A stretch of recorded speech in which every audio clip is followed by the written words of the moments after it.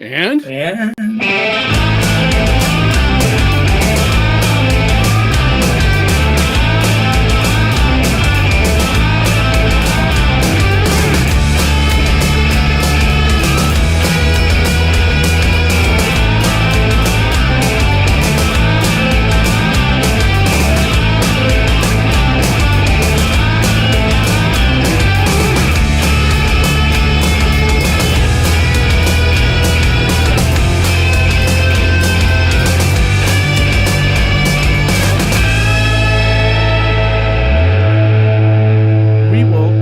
To screw it up less next time, although we can't possibly screw it up as badly as the city is screwing this up.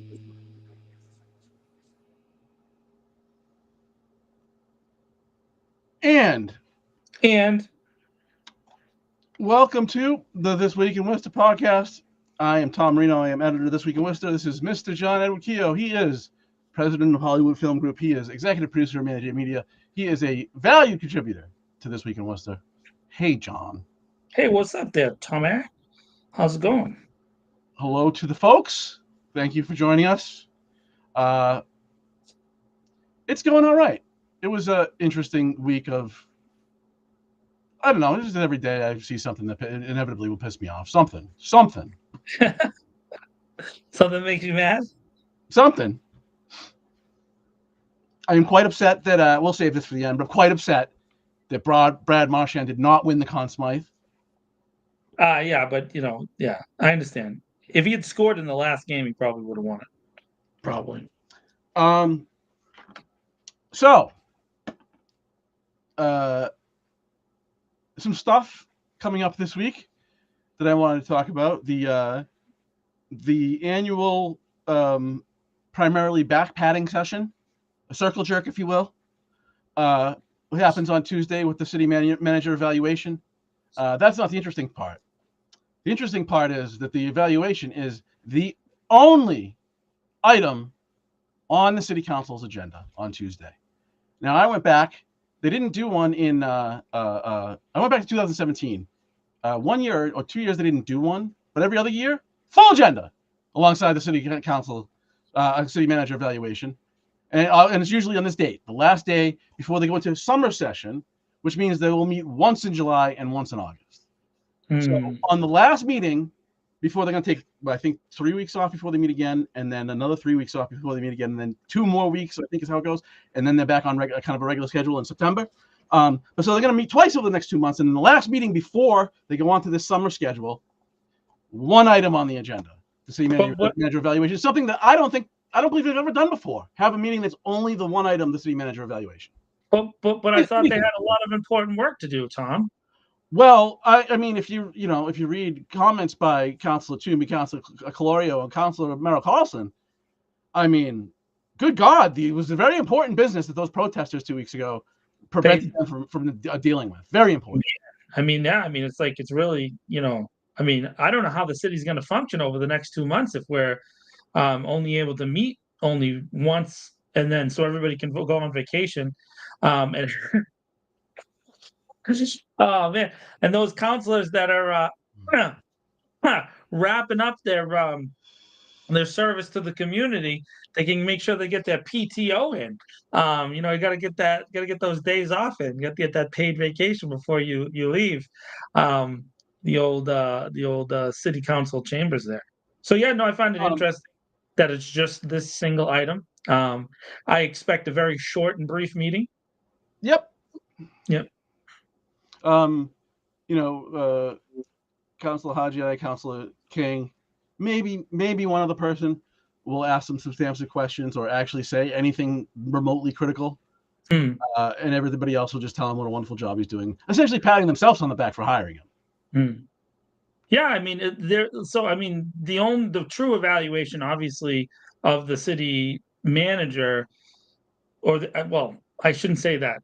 The only real indication that we'll have about how people feel is if there's a change at the voting booth come September and November, right? So if a significant increase in voter turnout leads to a big change in the majority, then maybe that'll be an indication of change. But I think the majority of the city council and the city manager have bet and put all their chips kind of in the front middle of the table that the voting electorate that exists in the city of Worcester has been pretty consistent, will maintain status quo, that there won't be any change. And so they don't have any reason to even be performative in their evaluation because there has been no discernible movement in the voting totals. Although I did notice in Nico's report that there has been an uptick in voter registration, which does happen usually, but I did notice it that it's there. So we'll see what that means, if that leads to new change in the majority. But yeah, I mean, I think it's obvious, right?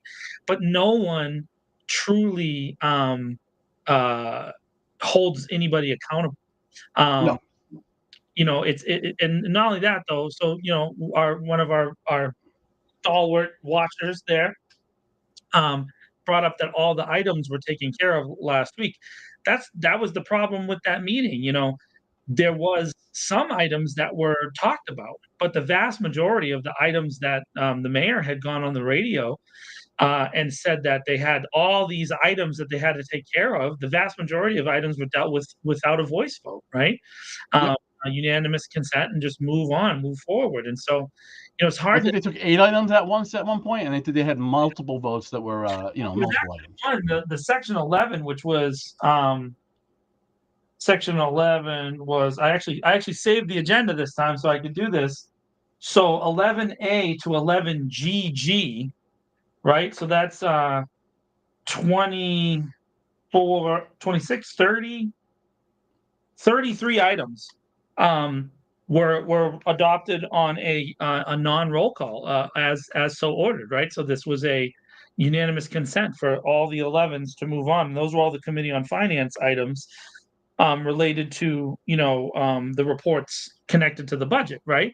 So there's just a sweeping move here. But that's 33 items that the mayor cited in his media campaign against the folks that Yeah. that disrupted the meeting before.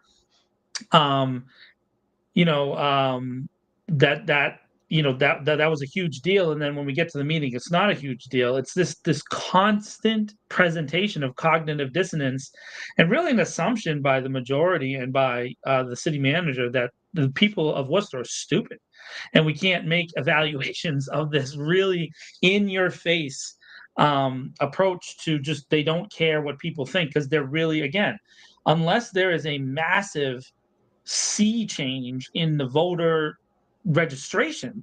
Forget the voting totals, because the voter registration as is will just get the same result.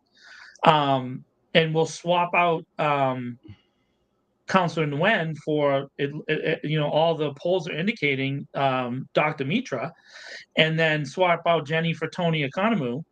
And then I'm not sure about the District 3 race, right? So and there's some other races that I believe will be competitive, but if everything stays the same, everything stays the same, and there's no change. There's no discernible change, and that's not just frustrating, but it's also alarming, because I think that it's indicative of the population shift which is happening, which a lot of the folks that might have normally gotten engaged in these times, Tom, I think they're moving. I think they're moving to Southbridge, and they're moving to Auburn, and they're getting forced out because the rent is too damn high. I mean, it is what it is. Yep. And if that is the way that this goes, and I do want to get back to the meetings thing, because there's a point to make Sure. there. But if that is the way this goes, if I know Tony, Tony Economou pretty well, really nice guy, not a fan of his politics, is certainly there to represent, uh, has a strong interest in representing business interests. Hmm. I don't know a lot about Sasha Mitra's politics, quite frankly. But I mean, he's been a long-time business person in the city and is active with the chamber. So I imagine that there'll be a lot of business interests considered there as well. you wonder if the council is starting to look like a raise taxes council. And what I mean by that is this the religion of we need to get to a flat tax on business and residential. It could be a makeup for raising residential taxes. And then what happens there is the only folks that could stay are going to be high income people, because the people who often pass through the residential taxes are the multifamily units, because the still to this day, the vast majority of multifamily units are not owned by big companies. They're owned by individual owners. And so they are often not high income individuals. As shocking as it may seem, owning a multifamily doesn't necessarily mean that you're rolling in it, right? And in Worcester, we have the highest percentage of multifamilies that are owner occupied, which is part of the reason why they built out this big rental registry thing, was they were trying to identify those people. It's interesting how they have all their enforcement mechanisms directed at those people. But that's the case. Now, it's not to say that some multifamily people aren't also doing bad things. There's been a consistent call from renters that that there are a lot of abusive landlords in the city.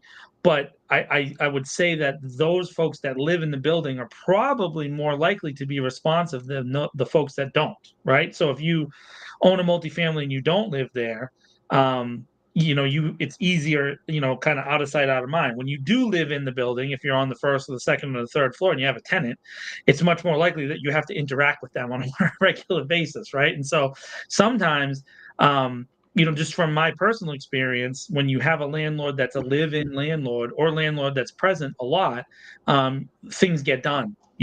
My own building is managed by a developer, Worcester County Housing Resources, and the property managers aren't always present in the building, and so sometimes things don't go right, because the person who lives in the building, who's the property manager kind of person, gets like a discount on the rent.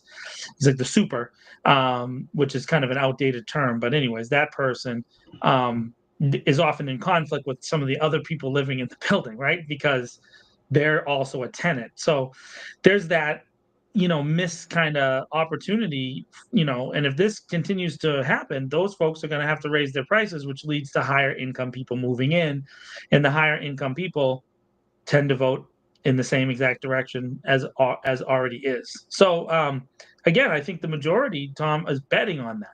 They're betting on that continued demographic shift in the city of Worcester. Yep. And well, so this will lead into, I do want to talk about campaign tactics a little bit, but so when I saw that, that was the thing that, did that make me mad on Friday when I saw that agenda. So and then I give it some thought, and then really this is the third time the city council's just blown off a meeting this year. Back December 17th of last year, not a riot, was not a riot. The city council unanimously passed an order that it would hold 5 special meetings on the DOJ report. It's held one of those meetings. 7 months later, it's held one of them. That was in March. And now a special meeting it's called a special meeting because it's not on the regular schedule. Right? It's like an additional meeting. Special meeting held on a different day. It's not in the course of their normal business. And what they did is they held it on a Tuesday at 6:30, which is at the time of an already scheduled regular meeting. So they just replaced that meeting. Instead, they just did away with that meeting that was scheduled for that day, to have this one of these 5 special meetings. I don't think we're getting the other 4 ever. So that was in March. And then 2 weeks ago, when protesters interrupted the meeting. Now, if councilors had waited another 10 minutes before leaving, the protesters, contrary to the city manager's statement that the protesters were cleared, nobody was cleared. They left. They left on their own.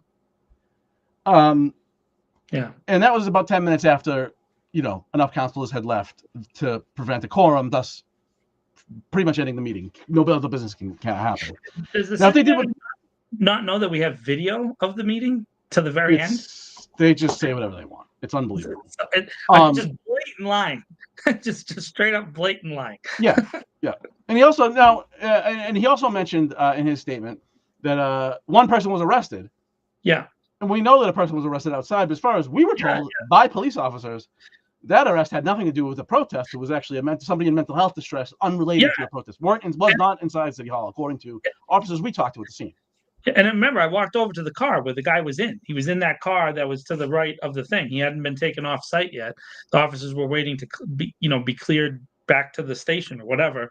And I talked to those officers, and he was I can't say that I looked into the car to see who it was, so I don't know exactly who it was. But the officers used the thing. He's a city hall regular, that is often in the staying in the common. And I said, was he a part of the protest? And they said no. So I mean, that's what the police officers at the scene said. So I mean, I guess bad on me and bad on you for not getting the names of the officers and start quoting them. I guess we're gonna have to walk around with recorders from now on and start, you know what I mean? Like that's how the city really is operating, in this kind of disinformation age, just Yep. just making stuff up. And we're looking for the police report in relation to it. But again, inside the building there was one, and you wrote about this, and I know you're going to write about it again. But there was one person who, and I wrote about it too, that in the second floor was kind of like banging, I think it was like a water jug or something, on one of the railings, and an officer like didn't even go up there. They just spoke to him from the ground, and they talked for maybe, I don't know, 20 seconds, 30 seconds, and then that person stopped and they left the balcony. Because when we were leaving the building, the only people in the balcony was the Telegram and Gazette reporters. So there was nobody left there. For the city manager to say they needed to be cleared, right? That there was nobody there. They had already left. Yeah, the person stomping. Yeah, I remember. And so that was the one conversation that I saw the officers. No, I think it was a bottle, and they were stomping at the same time. It was just like a one of those big water bottles. And Yeah. and it was only for a short period of time, but once that stopped, then it stopped, because the person responded to the officer, obviously in a good way, and Hmm. stopped doing anything. Yeah. And The so exchange did not seem tense. no, didn't at all. The person came downstairs, so I mean, they came down and joined the protest inside in where we were downstairs. So, that, and there was one other person I think that was picking up one of the stanchions, and kind of banging the stanchions near us. But I don't remember who that was, and I don't know what it matters who it was. But there was that.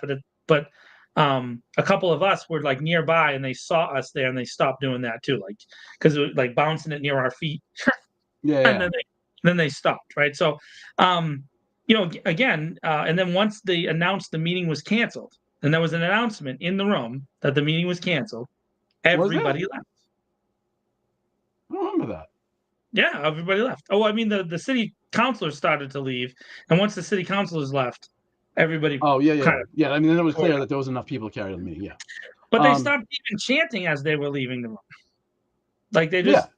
wrapped it up I and mean, left. and kind of the level that I don't know how to like the how much effort was going into the chanting, right? Yeah. I mean, it was obvious they're going to punch themselves out. Just wait them out. Yeah, I mean, so the big heavy part of the chanting was what, for the first 25 minutes, but then people started to get tired. People definitely started to get angry, because the chanting shifted from "Ice out of Worcester" to "Fu" to a few of the people that were there. And so, I mean, once that happens, people are on their way to peter themselves up. But people had already started to leave too.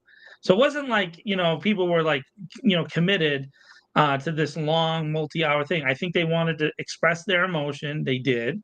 I think it was an effective expression of emotion. I know that there's been different reviews of this by various city councilors, but once they were done, they were done. And then the Yep. interesting thing to point out to the city council, to the city manager, who responded as if they were, domestic terrorists of some kind, Of is that course. they didn't come back the next week. So now, to me, that shows you that that was specifically related to the meeting that they canceled or that they put online 3 weeks before that, which was really the big issue here, right? So I think that people were upset about May 8th, Eureka Street. The following city council meeting on Tuesday, the city manager made the really bad decision to move the meeting online. And because of that, the folks that were upset about the May 8th got held for a month. And so then they came back and expressed it their first opportunity. Right. And so I think that's really what it was related to, Tom. It's not really a Yeah. huge analysis we have to do. You Well, know what I no, mean? but so procedurally though, like Yeah. last October, and Councilor I think it was Colorio referenced this.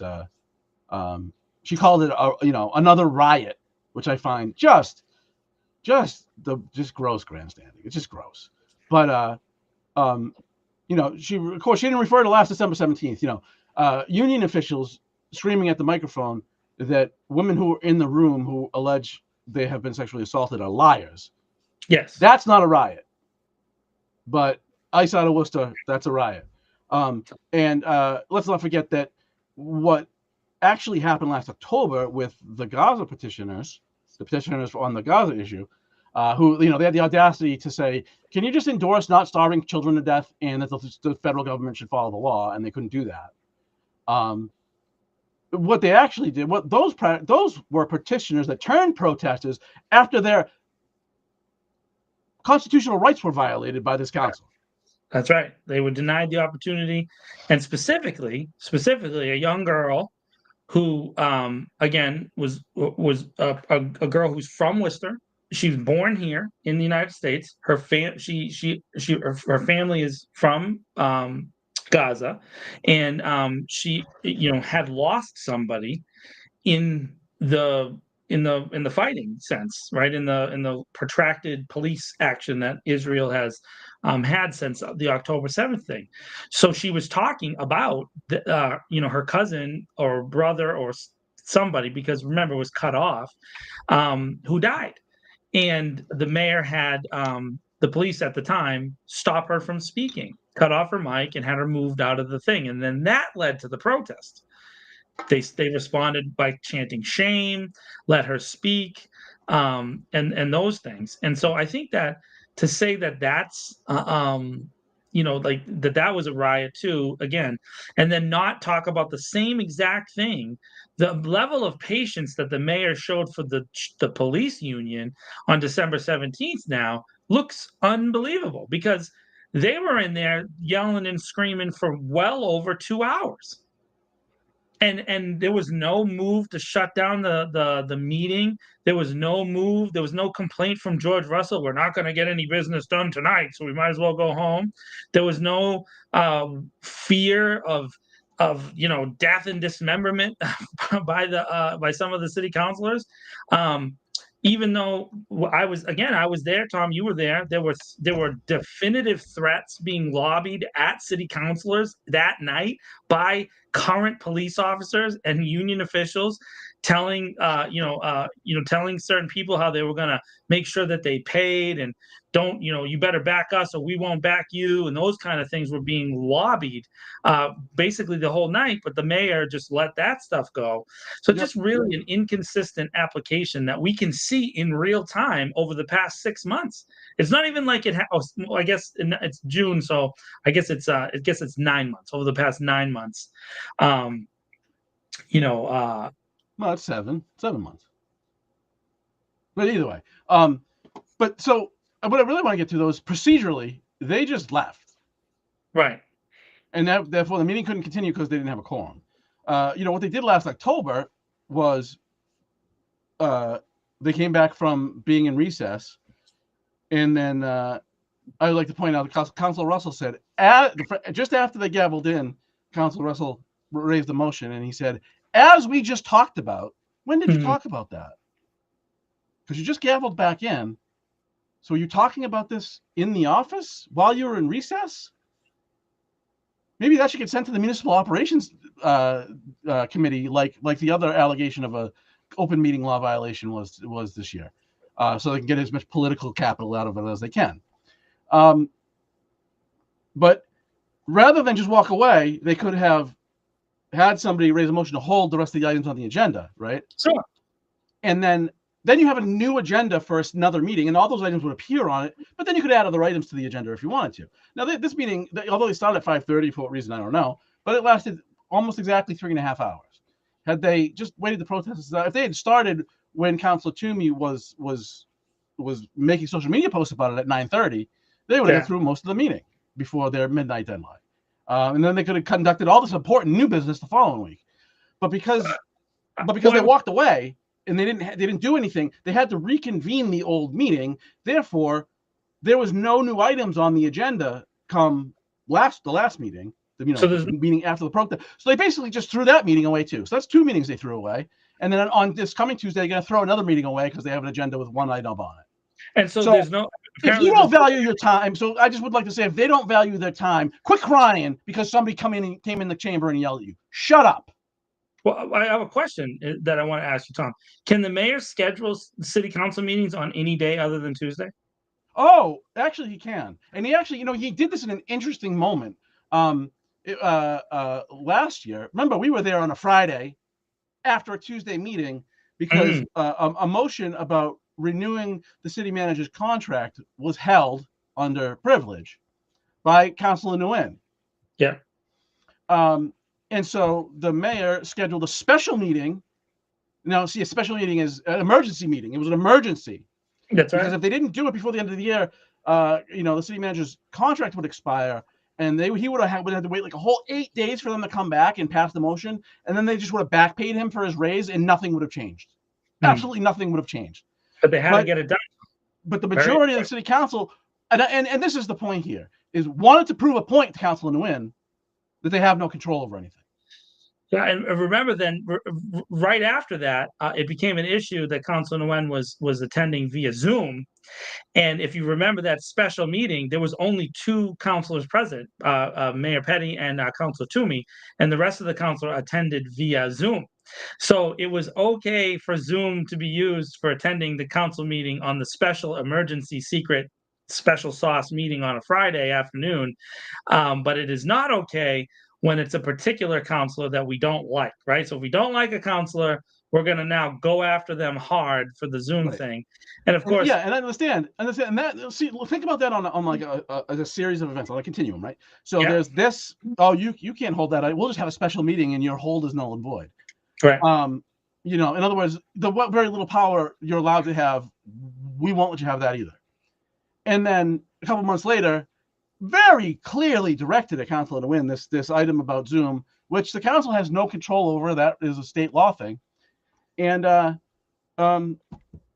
so that was nothing but politicizing, trying to create a political issue with Councilor Nguyen. And it was that meeting that the allegations about trans slurs being used came up. Right. So, if I was a at-large city councilor and I didn't feel like I was safe at City Hall, to be honest with you, I would get on Zoom and vote. That's just me. I wasn't elected. Councilor Nguyen was, and they can do as they see fit. Yeah. I wouldn't handle it that way, but that's their decision. But let's not pretend that whole situation didn't blow up. Like, it wasn't a spontaneous combustion, and that situation blew up. There was moves along the way to try and I would say express to Councilor Nguyen the majority's ability to discipline them or to control them, and they got a reaction for it. And even since then, there was multiple items of like rescinding pay, and there was and when the state law was pending, whether the state would extend the Zoom for municipal meetings as part of state law would continue or not. There was items asking for reports from the city solicitor, if there was a way to eliminate the Zoom, like how fast could they do it, and all kinds of work, right? By the way, taxpayer dollars were spent on those reports. I don't remember if those reports ever came back, Tom, because I think that the state then extended the Zoom portion of the meetings law, and so it kind of made those reports moot.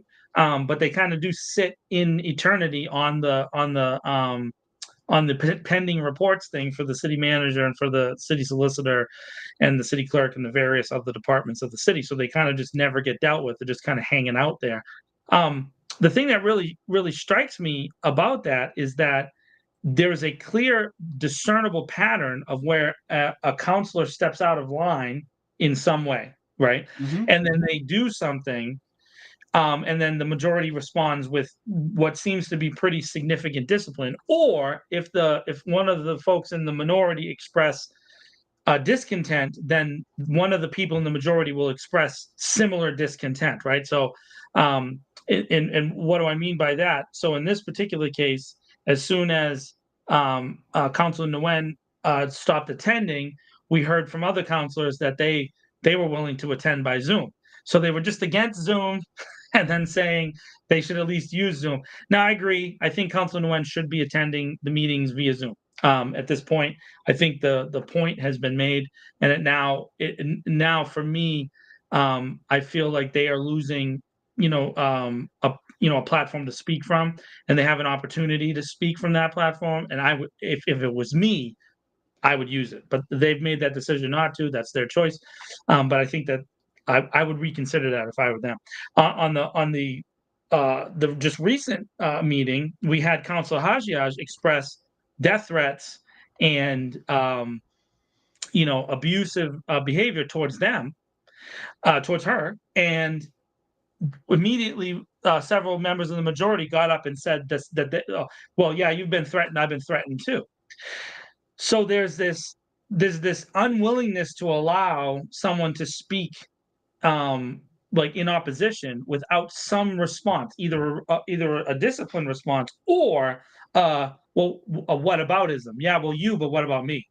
And there's no room for a true reconciliation. I thought, uh, you know the council seems broken to me, relationships wise. At least Oh God, yeah. particularly in public. And so then, when Councilor Ojeda got up and basically called out Councilor Toomey for her posts, and Councilor Merrill Carlson for her posts in relation, or in retaliation, I guess, for the protest meeting, blaming Councilor Hajiaj, King, and Nguyen. I feel like Councilor Ojeda, in a normal world, if we lived in a normal world, what he did would be kind of heroic. But Oh, then, I'm sure he's a pariah now. yeah, but so then now I'm worried for him that he's going to lose, fundraising, or that he's going to lose like support from the majority because he had the audacity to stand up and say it's bad to lie. It's bad to not just lie, but to make actionable, legal slander in the media is actually a Well, I'm bad not sure thing. it was slander. I mean, it's politicking off the protests, right? Well, so the Um, thing is they made a specific accusation, and that when it comes to in between public figures, right? It is a very high bar to be able to sue for defamation, but our president, our current president, has actually kind of reset the standard now for being able to sue as a public figure, organizations or other people who have made accusations. So in this case, I would encourage councilors Hajas and King to sue based on the standard that the president has set, right? Which is that if you don't have discernible, definitive evidence of what you said, I'm going to sue you personally, which is what he did with the Paramount executives, and it's leading to a massive, settlement. It looks like the president is going to get over $1 billion in that settlement. It's significant settlement. That's a CBS lawsuit, and that's because they're in the middle of a massive merger and they don't want no trouble. But there's a road for, in my opinion, for a lawsuit here to generate. I think there's more than one, and I'm not advocating for that, Tom. What I am saying though is this behavior leads to this kind of litigious fighting back and forth that we've seen for this entire session. And so there's no cognizance on the majority's side, or on the city manager's side, that anything that they've done is wrong, right? And if you look at the city manager's statement that we're going to have to deal with on on Tuesday, he believes he's done an amazing job. So his self-evaluation is is basically perfect, and which is Very, nonsense. very little reference to the police department, however. Yeah, I noticed that. I noticed that he had no reference to the attorney that he hired releasing a statement that led to a ton of controversy. I noticed all that stuff, even though he has made it adamantly clear, Tom, that every press release that comes out of that building is coming through him, right? So, but no, but he doesn't evaluate how lands in the public at all, right? Very, very shallow self-evaluation by the city manager. To me, a leader, even if the leader is a spectacular hero in hitting home run after home run, you know what you say when you're self-evaluating? I know I can get better. You always say that, and Yeah. that Well, you know what though? In this case, like he's not the A side of this conversation. This is one of the few areas where the council is kind of holds the balance of power, so, and they don't do real evaluations. So why would he do a real self-evaluation, right? Like there's no pressure or no motivation to do so, I because mean, that, six people will tell him that he's the most wonderful person in the world.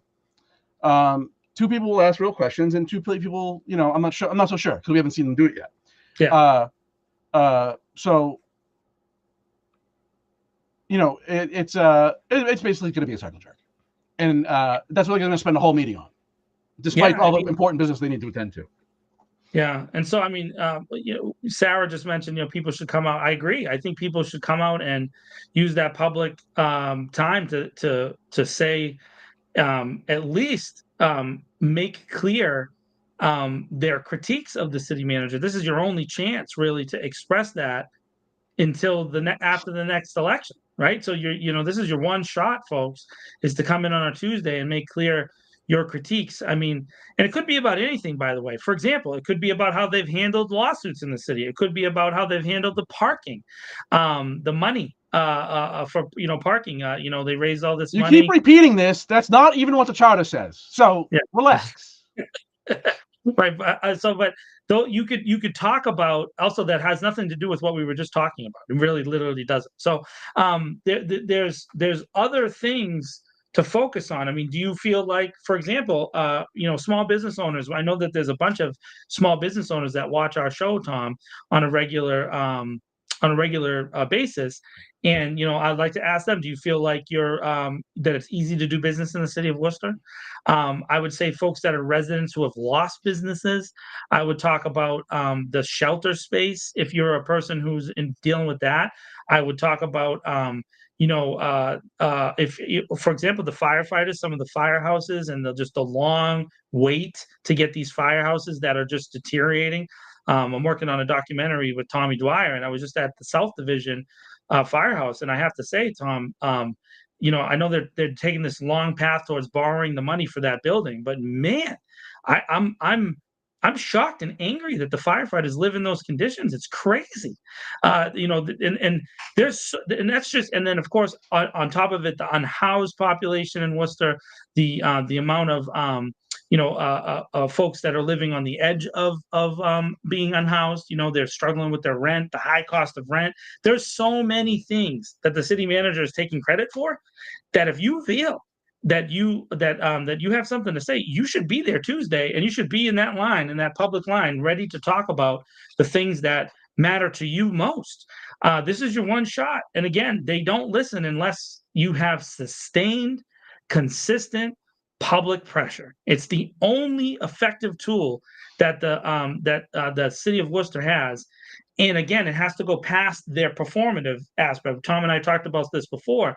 In February, the LGBTQ community, many of the activists in that community, gathered together in solidarity with a councilor Nguyen, and in particular with the Sanctuary City for LGBTQ people petition that was there, which has no power of law, and is consistent with what the state law already says and the city law already says. So the mayor, in a dramatic moment, came down and said, "We're going to stand with you," and got everybody to vote um, on that petition. And then, if you've noticed, the LGBTQ community advocates have kind of gone silent because that's what they want. They want you to stay silent, and it's June, it's Pride is almost over. If you happen to be a part of that community, you should know that they think they have you down and that you're not ever going to respond to them again because they think that they gave you what you wanted, which is just a performative action that has literally no change in city law or city policy. They were already doing those things. They voted. It's a symbolic vote with no weight. And so the same thing is going to happen repeatedly to the way that you do it if you put pressure on them. So Tuesday really is your last chance, and then you have to go forward all the way through the election and sustain pressure, including in the media, to be able to get them to change anything, right? Yep. Yep.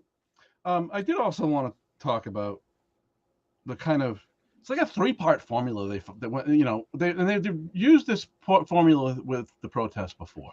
Mm. And it's like, first it's, use like the foreign invaders type argument, right? This is all people from out of Worcester. Yeah. I'm here to represent people from Worcester. And that's, of course, nonsense. There was plenty. I mean, I don't know that all of the protesters were Worcester, but many of them were. The organizers certainly were. And then it's, to declare the interruptions of the interruption of the protest is, it's an interruption of this vast array of city business that the city council must do. Meanwhile, the city council rarely does anything that has any power. It's usually begging for reports, is what they do. That's right. Most of them, which they don't get. And then lastly, of course, the third element of it is, of course, dead blame out your political opponents, and as I said, out of town agitators, because of course, it must have been them that organized it, because these people that live here, they're just plebs and they're way too stupid to organize themselves. So it must be this evil hand of our political opponents organizing, making this all happen. And especially Councilmember Carlson added at the end, and Rob Bellotta will bring more of the same. The idea that Rob Bellotta is some like wacko extremist or something is hysterical. Like, has anybody met Rob? Like, has anybody ever? Now, the thing is, Rob's just a logical guy, but he's been a fixture in city municipal government for years, and so you can kind of look up Rob's record. And I don't know that Rob has ever been on the far left. You know what I mean? Which, by the way, Tom, apparently you're on the far left. And I did not know that about you until I saw some people going at you in what's the political dialogue.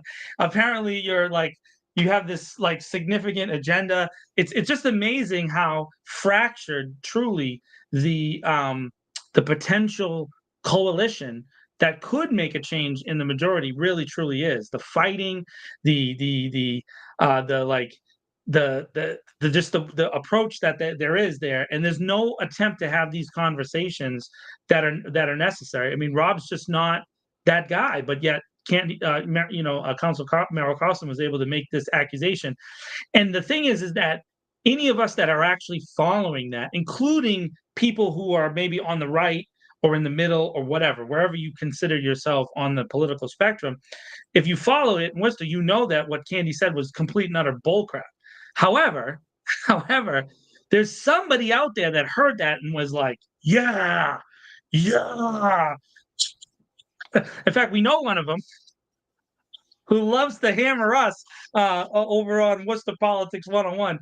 I still have to print those T-shirts. Yeah, that I got banned. I got banned from those sites. But so I just want to point that out, that there is some kind of red meat, I guess, that's being thrown to this group of people, which I don't know if those people realize that Candy Merrill Carlson is a 45-year-long Democrat city committee, middle of the road, Deval Patrick, Amora Healy, middle Democrat. She's not a Republican, or a code red, Trump MAGA person. so it's weird that she's throwing meat to them, to get them out, and so then that indicates to me this attempt by the majority to bring in some right-leaning votes, despite saying that they stand with the LGBT community, that they stand with the Black and Brown community, that they understand things, and some of the other public statements that you've seen them make over the years. I mean, even just on Juneteenth, on the flag raising ceremony, no acknowledgement or understanding about why that happened at the YMCA versus the city hall. Zero acknowledgement about why that happened. But it happened because out of nowhere, the city manager invented a rule that never existed before that I've ever seen, that the flag couldn't fly from Wednesday afternoon until Monday morning. Right? We can't keep it up over the weekend.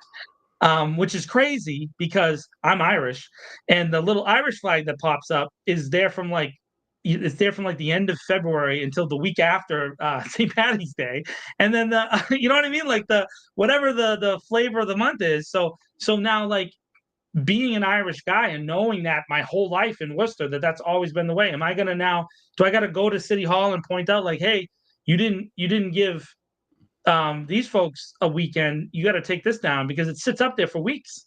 Like, Yeah, so what is that kind of nonsense? It's just, and they really do think that we don't notice that as a voting electorate. They think that we don't notice that. right. And I'm glad you brought that exchange up from one of the Facebook groups. So my politics, I'm not shy about it. Yeah. I consider myself progressive.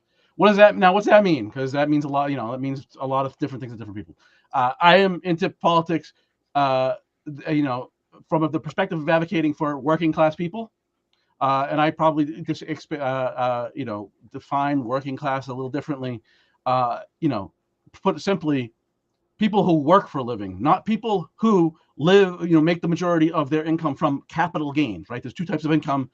In the law in this country, and IRS law, there is income from work and income from capital gains, which is passive income from investments.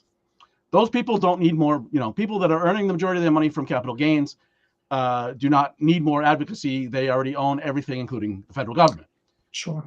So I'm for politics that for the benefit of working class people, which is predominantly middle income class people, but my thought is that it's about people who work for a living, not people who throw money at stuff for a living, right? Criminals on Wall Street, I have zero interest in advocating for them. Burn the whole place down for all I care. So just to give that backdrop, so Kevin Kissin, who manages Attell's campaign, who I like very much, is a very, very nice guy and knows a lot of stuff and has been advocating, in the kind of political scene for a long time, whether it's an advocate, campaign manager, whatever it may be. Great organizer, Kevin.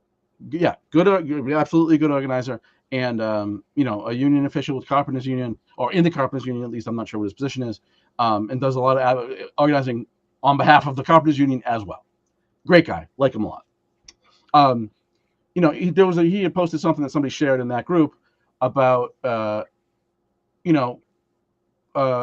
I think he specifically mentioned Councilman Merrill Carlson, but others as well have been using this for a long time, kind of blaming people for blaming the other side of, the political divide in city council for everything, including protests, right? You orchestrated this.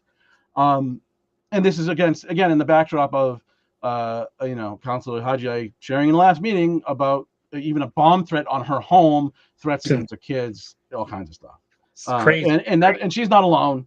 I think it seems to be a little bit more vicious when it comes to her. Yeah, it does. And the attacks that she gets, but nonetheless, it's not like she's the only one that ever got a death threat who's in council.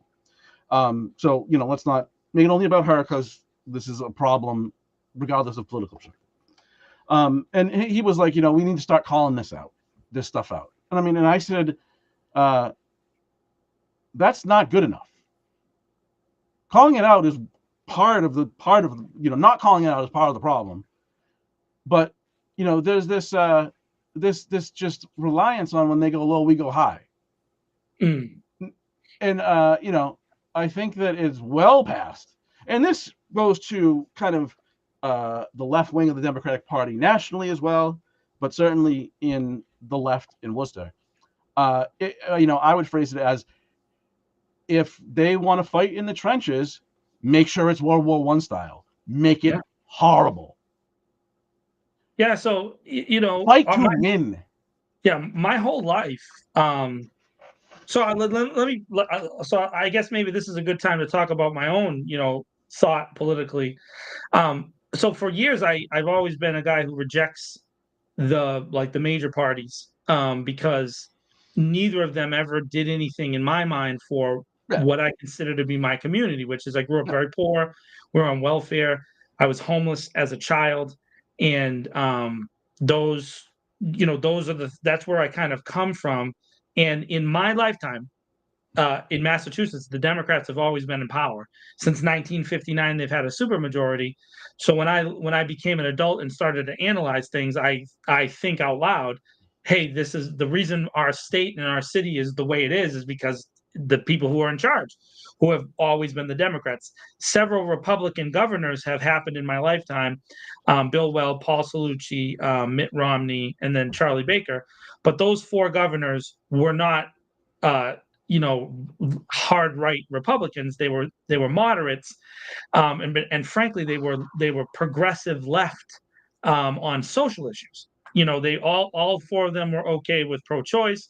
All four of them were against the death penalty, as far as those kind of major plank positions at the national level. And they were just pro-business, right? They were business guys. And so because they were all business guys, the kind of right-leaning folks who vote in Massachusetts, but call themselves independents, would vote for those people, and then um, they could get in some of the moderate Democrats, and they won. And those governors won significant coalitions, but they never made any inroads at the Congress level of of Massachusetts. It's never happened. And most of the major cities in Massachusetts always been majority Democrat. So I always kind of rejected that as a position. Like, it doesn't make any sense. Why would I run for or support within that context when they do these terrible things and nothing ever changes, right? We just get the only thing that has changed in my lifetime is technology, right? We've gotten more and more tech, and things have gotten faster and faster. Like, you and I are doing this show. I'm in my office, you're in your office. We got a little camera at the top, and we can do this show, and people can watch us in their houses. So that's a change. But as far as policy, the only thing that I've ever seen in my life is that the rich get richer and the poor get poorer. And so the people that I advocate for are the people living on the streets, struggling to make it, trying just to get by, and the people that I think I consider to be the most vulnerable. And I think the thing that really strikes me is the language and context that came out of the May 8th thing really codifies, I guess, my position on how I approach policy. A 17-year-old girl or 16-year-old girl, whose mother was being arrested and was being cuffed and shackled and manhandled, and there's nobody who can say that that wasn't taking place, responded to that emotionally by running along the side of a car, kind of swinging her leg in that direction. And grown men and a grown woman responded to that as if she were a violent, homicidal maniac, right? And and threw her on the ground and crushed her. And then in the media response, the city manager, the mayor, the council, just the response to it was, well, hey, she did that. She ran all there's no grown up at all that could say, could someone like give her a hug? Like, there's no thought process that this is a traumatized young girl, and no one can think of another way to do it other than to slam her into the ground and cuff her and shackle her, and you're going to jail. And we heard it. I can hear Shauna McGurk, who also pushed and shoved Councilor Hajiaj and then threatened her, and then eventually accused her of assaulting her, saying to the little girl, you're going down. I can also saw the same thing happen to Ashley Spring, who was just trying to help, realistically, had a baby bottle in her hand, and whether she squirted him with water or not, it doesn't matter, but it was a baby bottle. Then they lied about that, and it became a secret acid weapon of some point, like a weapon of mass destruction, and it was a baby bottle. And then when I say this to them, their thing was like, well, what do you want us to do? I mean, how else would you have us respond? Well, I'd have you respond as a human being. And so then if you take that and connect it to the national level, right? The national level, what we've seen over the last couple of days with President Trump ordering a strike on Iran, right? Dropping these bombs on these nuclear sites. One of the just absolute dumbest things humanly possible. But if you listen to the reasoning that they present to us, and I'm just going by Marco Rubio because he's the only one who can talk. The rest of them just say things I just don't understand what they're saying. It's not human speech. But I watched Marco Rubio go around and do all his political covering for what is happening, and his reasoning was, well, they have 60% plutonium. That means that they're going to go to 90% and they're going to do it. So we have to stop them in advance. So we must do and not only that, if they mess around with us, we're coming after them as like you've never seen before. While they say it, Tom, they're bragging about how good they are at it. This was the best military action ever, and we flew it over, and we did it in code, and blah, blah, blah, blah, blah. So let me say that. The Democrats have done the same exact thing whenever they talk about the military or the police too. So I don't want to say it's one side or the other.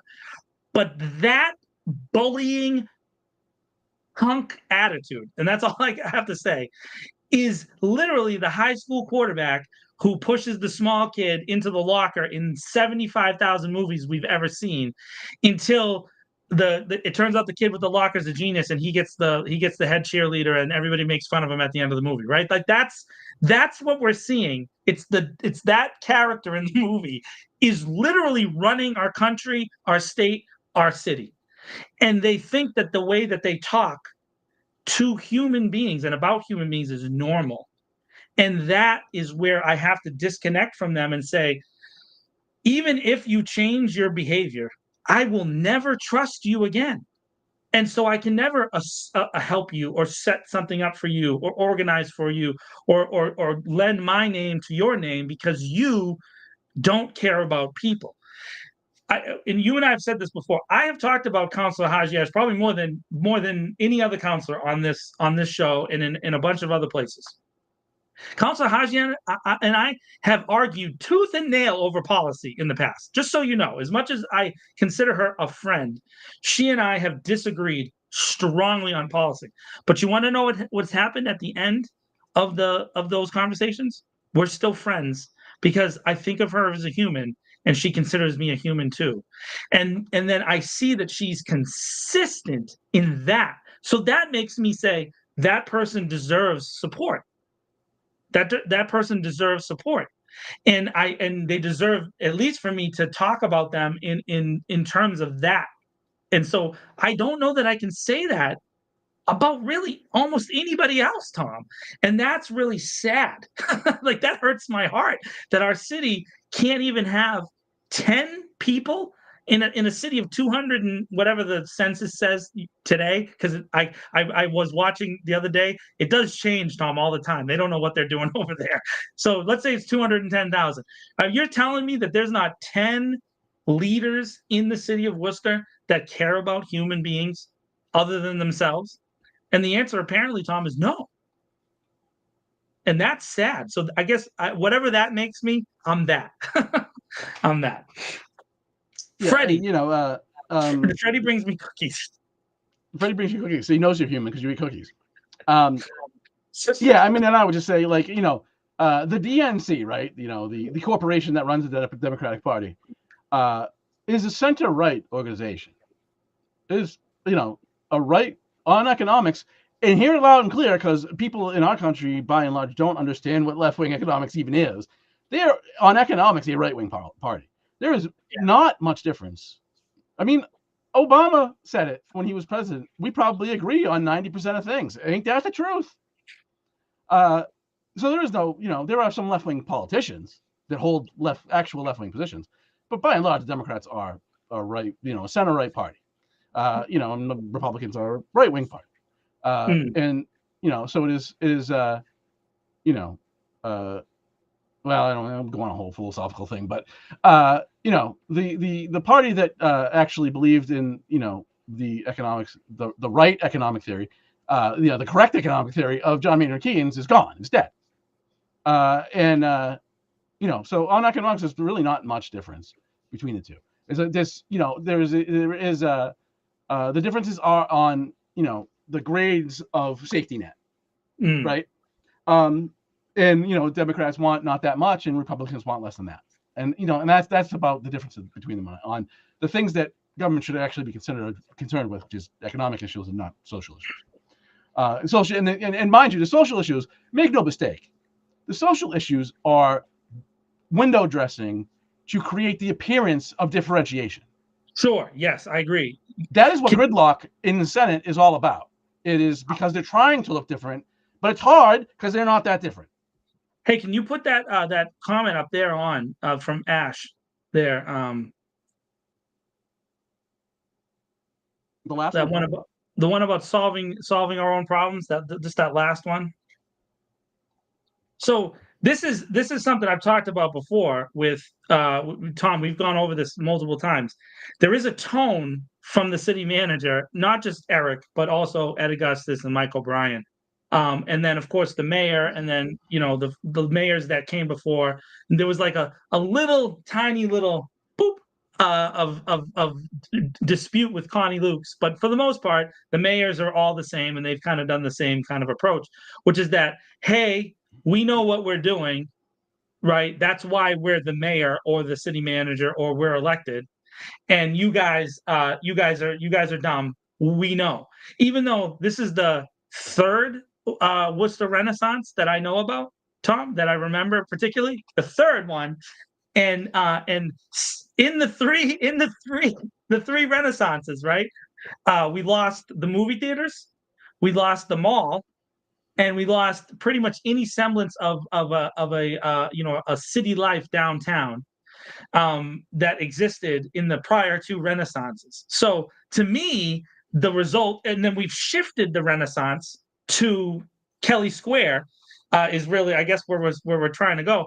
And man, Tom, it's weird. I don't know why this has happened, and it's a little head scratching for me. But what seems to happen is that all the small businesses are going out of business. I've yet to see any of the big developers go out of business yet, right? But we see little grocery stores and small restaurants, and folks that own mechanic shops and things along Green Street and Water Street and Harding Street. All those businesses have been gutted and replaced by kind of larger scale developments owned by big time companies. There's still a few people holding on, and I'm rooting for all those folks to hold on forever, including the guy who owns the money store. I want him to hold out until the end of time. I do not want that guy ever to sell. I want them to have to pay him $1 billion. So if anybody knows the money store guy, that guy is the man. That guy deserves everything. Hold on forever. One of the great ever city council moments was when he went in and told them that he would not take their money that they offered him when they were building the ballpark. So I think about that all the time. They think they know everything, and yet consistently they're proven wrong.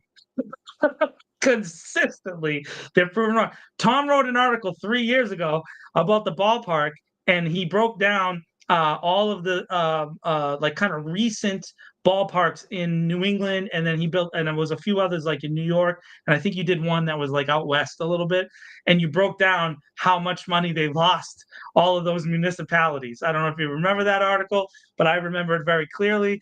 And Tom predicted that the first few years of the ballpark would return losses.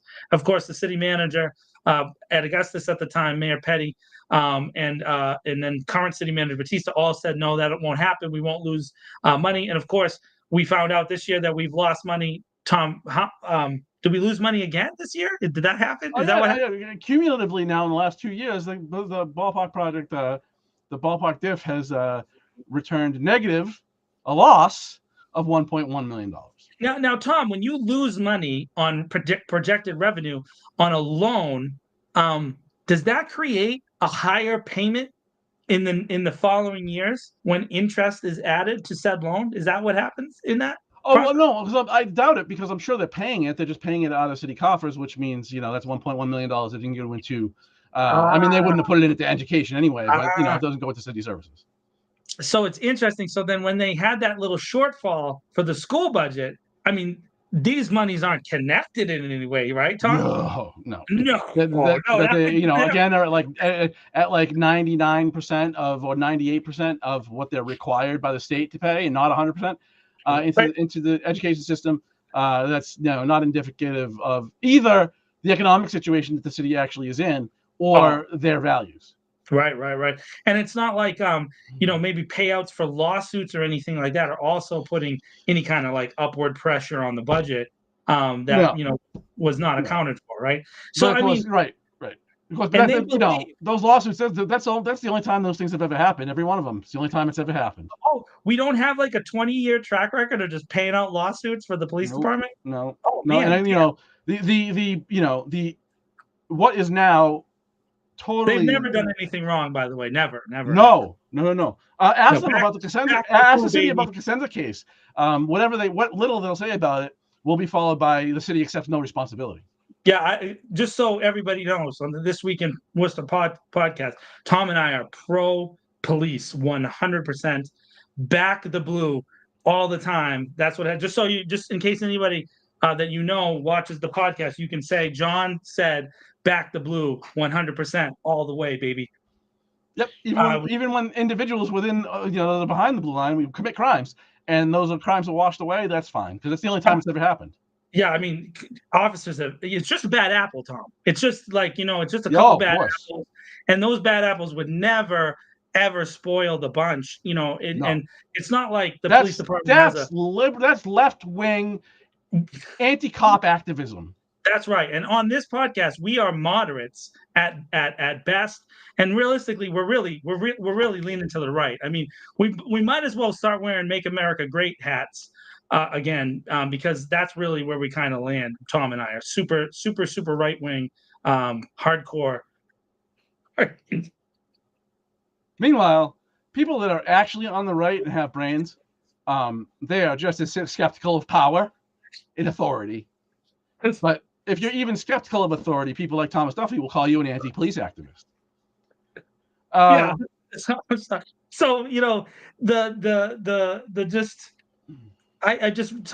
just blows my mind that they think that they're smarter than everybody, when we know no one is smarter than anybody. And again, it's not just authoritarianism. It's not just economic things. It's not just the school department. It is a consistent citywide, administration-wide attempt from leadership. And by the way, this does not mean that every single employee in the city is doing a bad job. They're not. No. Some of them are doing great jobs. And Tom and I often have conversations with incredible city employees, who should be celebrated from the rooftops, but don't get the opportunity to, because the city has the worst, in my opinion, communications department maybe ever, and consistently delivers high quality poop to the masses and expects you to just eat it. Like, just eat that poop, take that poop and throw some protein powder on that, mix it with a bottle of water, and get that thing down there, because that's really where they want you to go. They want you to just eat the swill and not question anything. And but then yet, Tom, and goes into maybe one of our last things is sometimes when certain people in the city complain, boy, does the city leadership just mobilize instantaneously. This is one of our other items is, the Indian Lake watershed folks. So if anybody knows, there's a group called the Indian Lake Watershed Association, and if you wanna check into them, you can go look them up. They got a Facebook group and they got a website and all that stuff. But it's a group of concerned citizens that gather together on a regular basis to think about the things with Indian Lake. So let me start off on one point. On one point, the Indian Lake Association has done a great job of fighting off Shrewsbury, who Shrewsbury has done some really, really not good things in relation to the sharing of that space between the city of Worcester and Shrewsbury. There's definitely been a ton of things. And if you want to do some research on that, you can go look at the lawsuits between the cities and some of the really messed up things that Shrewsbury's done. And if you're from Shrewsbury, you know what I'm talking about. It is what it is. So they've done some great stuff on there. But there's a part of the lake where there is and I have the address ready so people can go look it up. But so 5 Norton Drive. So it's right on the line between District 1 and 2. It's kind of like right in that little area there where there's a company called Kenjo Outdoor Advertising that wants to put up this big digital LED board, and they have a petition before the Zoning Board of Appeals. The Zoning Board of Appeals meets on Monday, and let's see, I'm just going to roll back here at 5:30. So tomorrow at 5:30, and there's going to be a ton of people from that area that are going to go to the zoning board, and they're going to complain about this LED sign. Now, I'm pretty much on their side because I don't know that a billboard in that spot is ever going to activate me to buy anything. So I don't know why. I also know that it takes up a significant amount of energy. I think the report that came back is 37 households worth of energy, which means that it doesn't go along with the zero emissions plan, right? What's the name of the? Say again. Green Worcester plan. Yeah, the Green Worcester plan. So it's a violation of the Green Worcester plan, and which is weird because the one they built on 290 in 2023 has solar panels, and it was able to pass. So I don't know why this one doesn't have solar panels. So I'm not 100% sure why that they even designed it that way. But anyways, this is a big issue, and over the weekend, through a series of Facebook posts, and I'm telling you, a series of Facebook posts in Worcester Indivisible, on the Republican leaning side of the Facebook aisle in Worcester Political Dialogue, and all the neighborhood groups, a series of the folks with the Indian Lake Watershed Association posted criticism of Candy Merrill Carlson not responding to their emails in relation to this thing, and said that Jenny Pasio did. So Jenny was responding to them, but Candy Carlson was not. So lo and behold, between Friday and Sunday, we got a post from Candy Carlson who says that she's there and she's going to be on the board and ready to take down this LED sign on Monday at the Zoning Board of Appeals. And she then made a post advocating for people to turn out and go to that thing. Now, how do you read between the lines of that movement? This is exactly what folks in the inner city community of Worcester have complained about for years. When it comes to things on the borders, and it comes to things near the lake but particularly on the west side, the city council mobilizes literally instantaneously. This issue, I didn't even know about it until Friday. And between Friday and today, it was a massive thing only on Worcester Facebook. So it's not even like, but also Worcester Reddit and Worcester Twitter and all this other stuff. All of a sudden, this became a thing. You didn't hear about it until then. And so then there was even like attacks on the mayor, because at the same time as that meeting, there's another neighborhood meeting scheduled like at the same time, and the mayor's going to that meeting. And so it it just really is amazing how fast and how important a giant LED sign could come. Now, as far as I understand, Tom, even if the zoning board of appeals approves this, it still has to go back to the planning board, if I understand the charter correctly, and then move to the city council. So we're talking at least another month or 6 weeks before it got to the city council, and then the city council has to hold an up and down vote on anything that's over it's the height restriction thing, right? So I forget what it is, but it has to be done by the city council. So a lot of people ask questions about buildings that are tall in Worcester and how we don't have a lot of tall buildings. That's because our city doesn't allow our planning and zoning boards to make that decision. It has to be voted for. It has to be voted for at the city council level, which doesn't always happen in every municipality around the state. But in our city, that is actually something the city council does. So based on my understanding, now that Candy Merrill Carlson has come out against it, and District 1 candidate Tony Economou has come out against it, you're going to see this thing voted down, right? Yep. You almost 100% for There's certain. no way that's getting through council, especially this close to an Zero election. chance. Now they're going to take credit for that as we mobilize for the community, Yeah. right? Okay. So let's go to let's talk about our resident hero who continues to show out and show up in Louis Ojeda, who has been advocating for the final resolution of Main Street in District 4.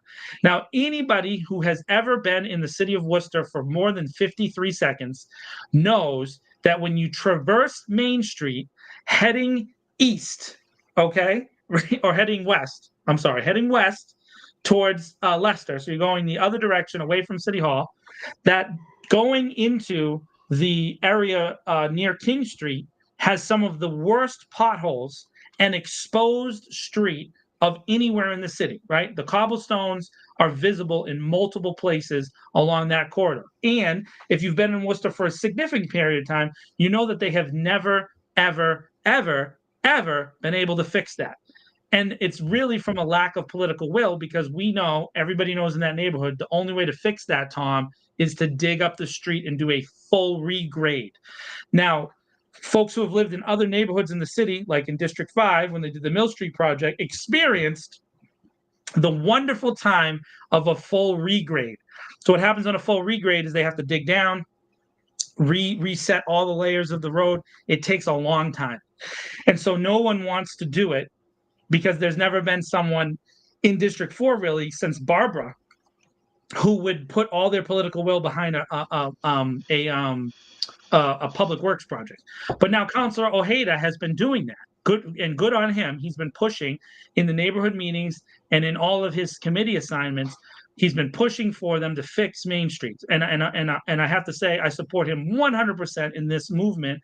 And it is also a campaign promise. He ran on that when he ran for District 4, right? And all the District 4 candidates at the time agreed with him that this was an important thing. And do you know how the city has responded, Tom? With one of these? Yeah, we need to do a study. Yeah. We need to do site adjustments, and we gotta send the inspectors down there.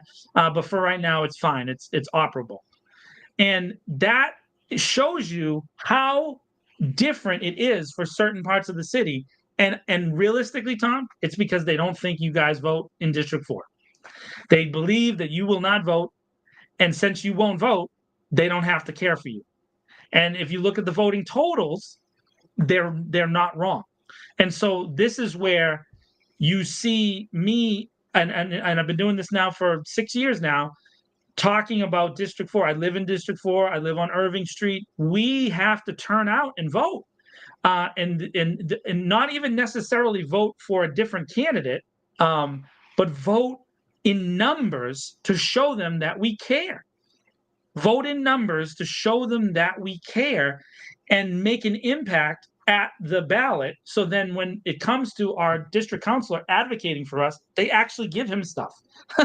Like, well, right. And I mean, and the simple math problem here is that, I mean, obviously Councilor Ojeda cares about his district, but, yes. you know, in this dumb system we have, where we have so many at-large councilors, that if nobody's going to turn out to vote in that district, they're not going to care, because there's no pressure on them to do so. As Councillor Bergman has said at his own campaign events, proudly, I've never campaigned in District 4.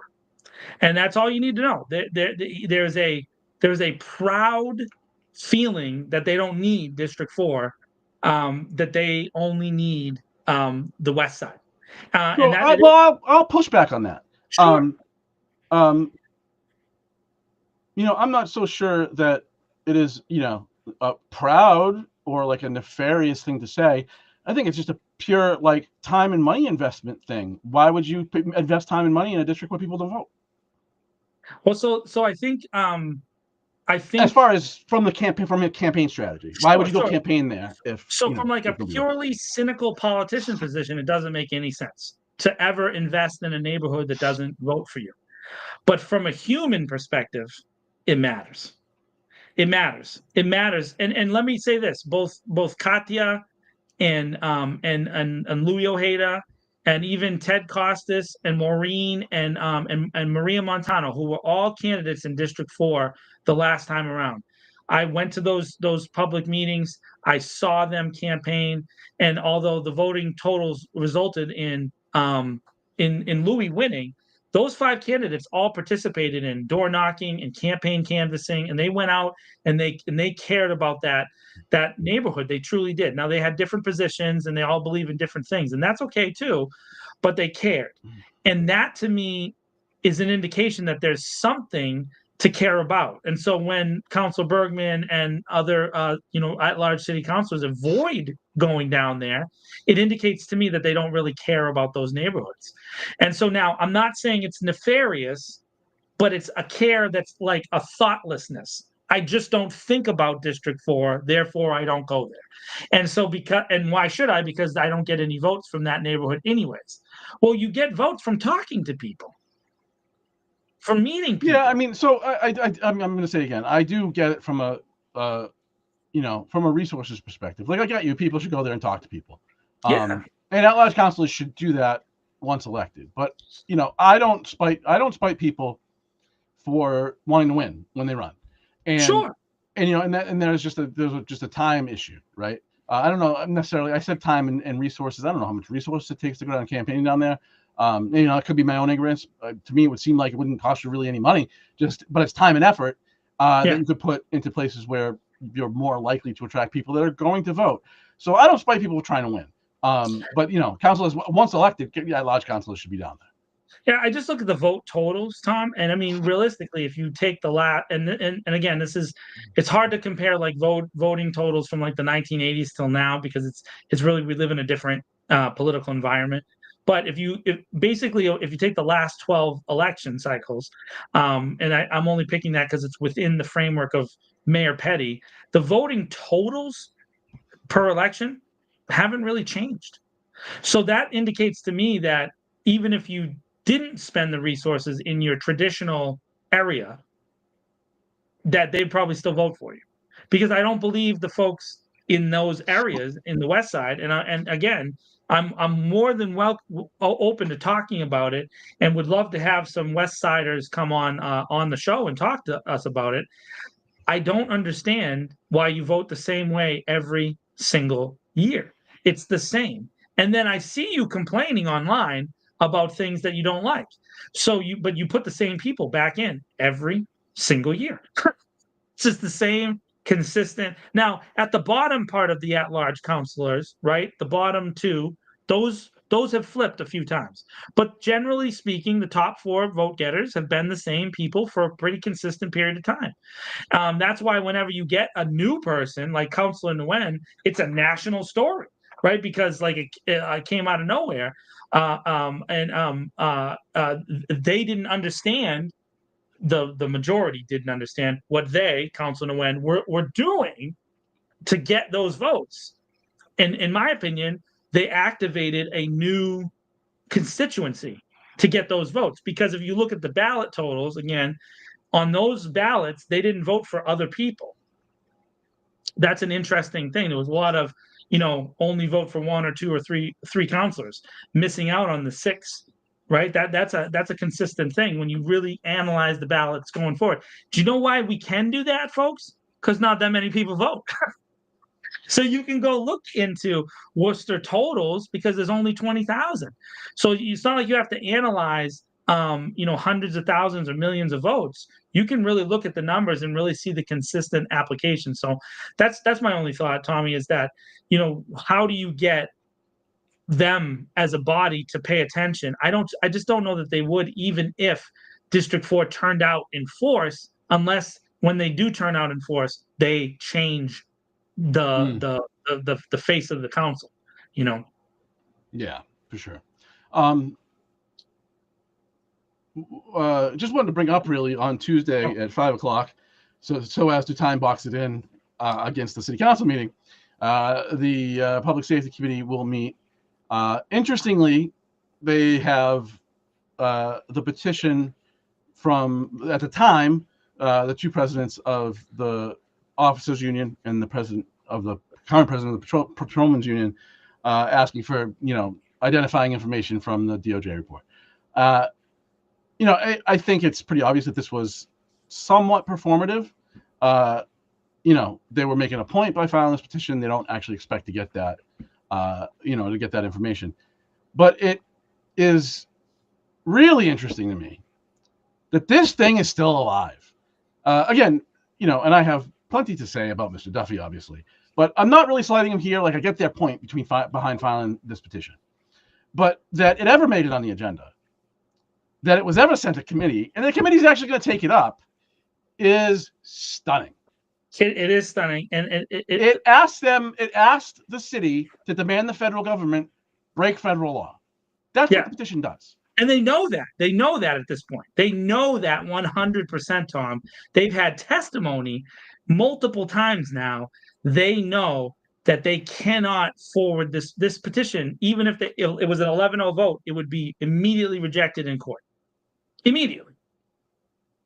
Well, I mean, first of all, it's just a citizen petition. So even if they pass it, that doesn't mean anything's going to happen, because Right. most of what city council does is performative.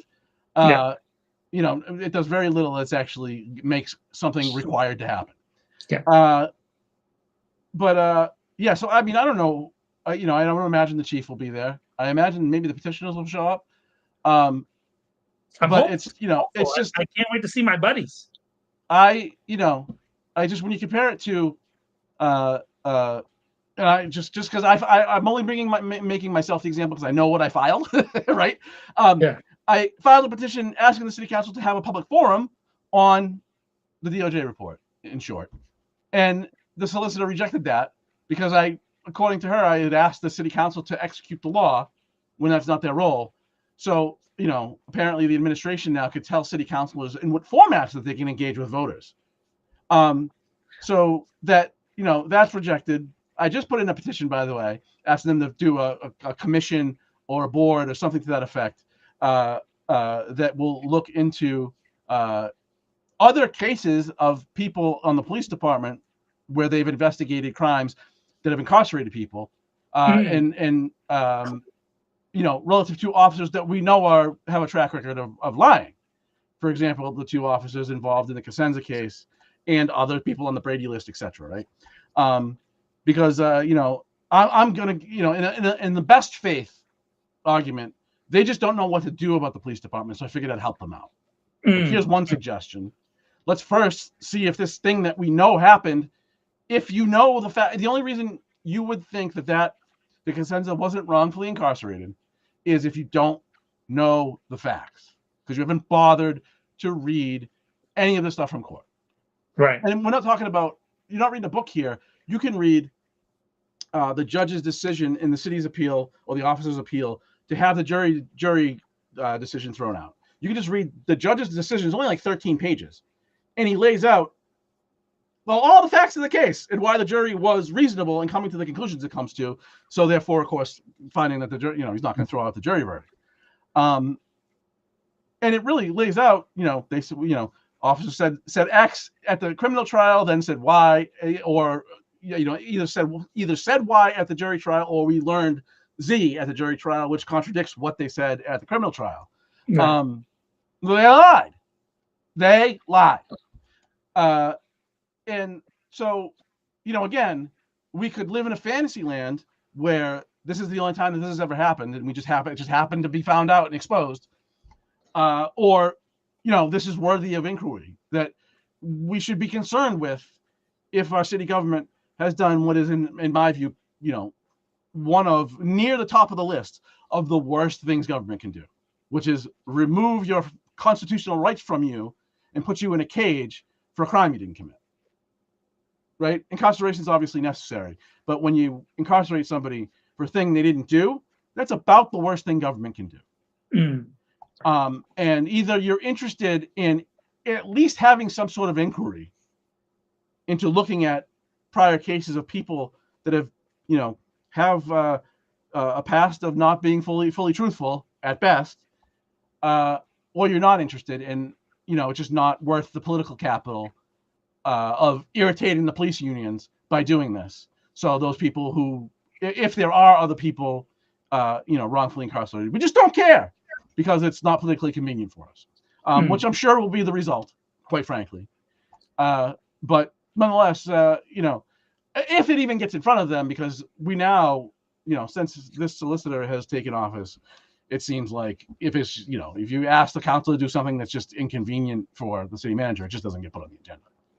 Yeah, and I would say that I think it's time that one way that we could organize is we need to organize a group of people who have had petitions denied and probably consider looking for legal assistance in suing the city in a class action for denying our right to free speech to our own elected officials.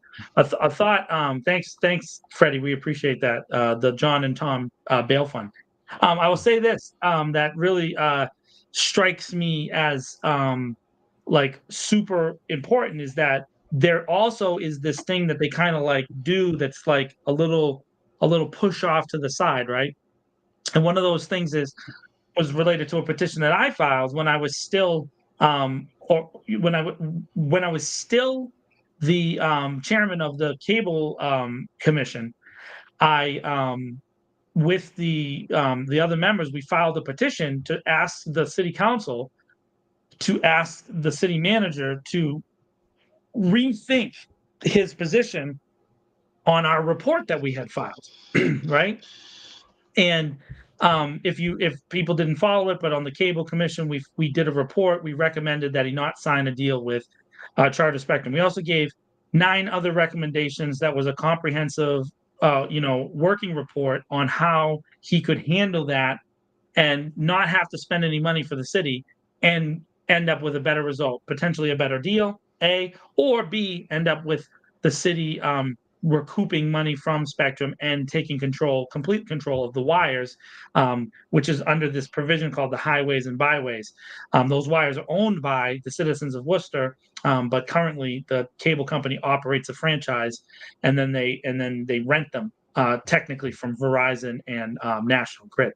So, long story short is that I put a petition on, and I was denied access to that petition because I was considered a special employee, and it's not allowed for a special employee to petition to ask the city manager, for the city council to ask the city manager potentially to change his mind. And I didn't tell them to direct him to do anything, but for him to review this decision that he had made in a very public blog post that he released to all the major media outlets. So, lo and behold, Tom, this past Tuesday, this issue came up again thanks to the stalwart current District 2 Councilor Jenny Pasillo, who was the lone councilor who supported my petition so much that she had asked for a report back then, asking for the things that I had said. And so, since then, I have obviously, we resigned in protest, and we are no longer part of the Cable Commission, which has been defunct since because they haven't been able to find enough people to join it. Due in part to no small effort from me hammering them constantly for 2 years. just hammering them day after day after day after day after day, and that's completely okay because this is one issue where I know what I'm talking about, and at least I can provide an alternative, set of information to the complete distortion of the facts provided by the city manager's office. So, on this Tuesday, Councilor Pasillo brought up a new order, And to my eternal delight, I don't know how excited I could get, Councillor Calorio, out of nowhere, signed on to the petition, as well as Councillor Bergman, Councillor Toomey, Councillor King signed on to the petition, and now it's going to go to committee, which is all we ever asked for was a hearing. So then the Spectrum would have to come and explain themselves in front of the committee. And then I would have an opportunity to present the information, which, by the way, at this point is completely in the public and everybody knows, which is they've been stealing money, yada, yada, yada. The point is that in the end, we're getting what we want, but it's 2 years later.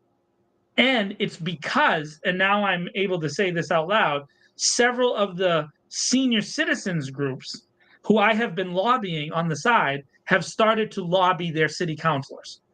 So I have been pushing several of the senior groups in the city to say, hey, Spectrum owes you money, like significant money, like millions of dollars to the senior citizens because they did not adhere to the senior citizen discount that was in that contract for more than a decade. And so now they realize in an economy where everybody is hurting right now, right? That maybe there's access to money. And so now the city councilor, again, is being activated out of nowhere. And they're all going to do exactly what I said to do 2 years ago, which is hilarious. Now, let me say this to the city councilors that watch our show. What Tom is saying is also 100% true and 100% provable, definitive facts. And he's explained it point after point after point after point again. Don't wait 2 years to have it blow up in your face like the cable thing is blowing up in the face of several of the city councils right now. Don't wait 2 years. Do it now. Give Tom his commission, or give him a hearing where we can actually engage with real reform, not performative reform. As Maria just said, it's an election season, right? LOL. That's the only thing that is really taking place right now, is that they're looking for points, which should, for all those folks out there that are activating, you should take this as encouragement, Tom, that, hey, maybe some of the things that we've said are starting to get out there, and not to rip the city down. I want Worcester to win. Don't you know? I own Hollywood Film Group. The whole point of Hollywood Film Group is sustainable film infrastructure. Where, Tom? Where do I want to put it, Tom? In the city of Worcester. Because I love Worcester. I love my city. I want it to do well. I don't want it to fail.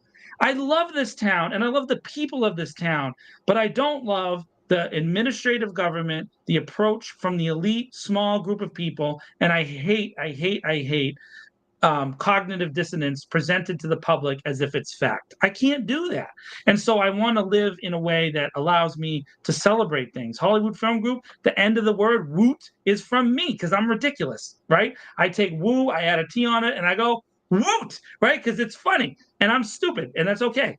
There's nothing wrong with doing it that way.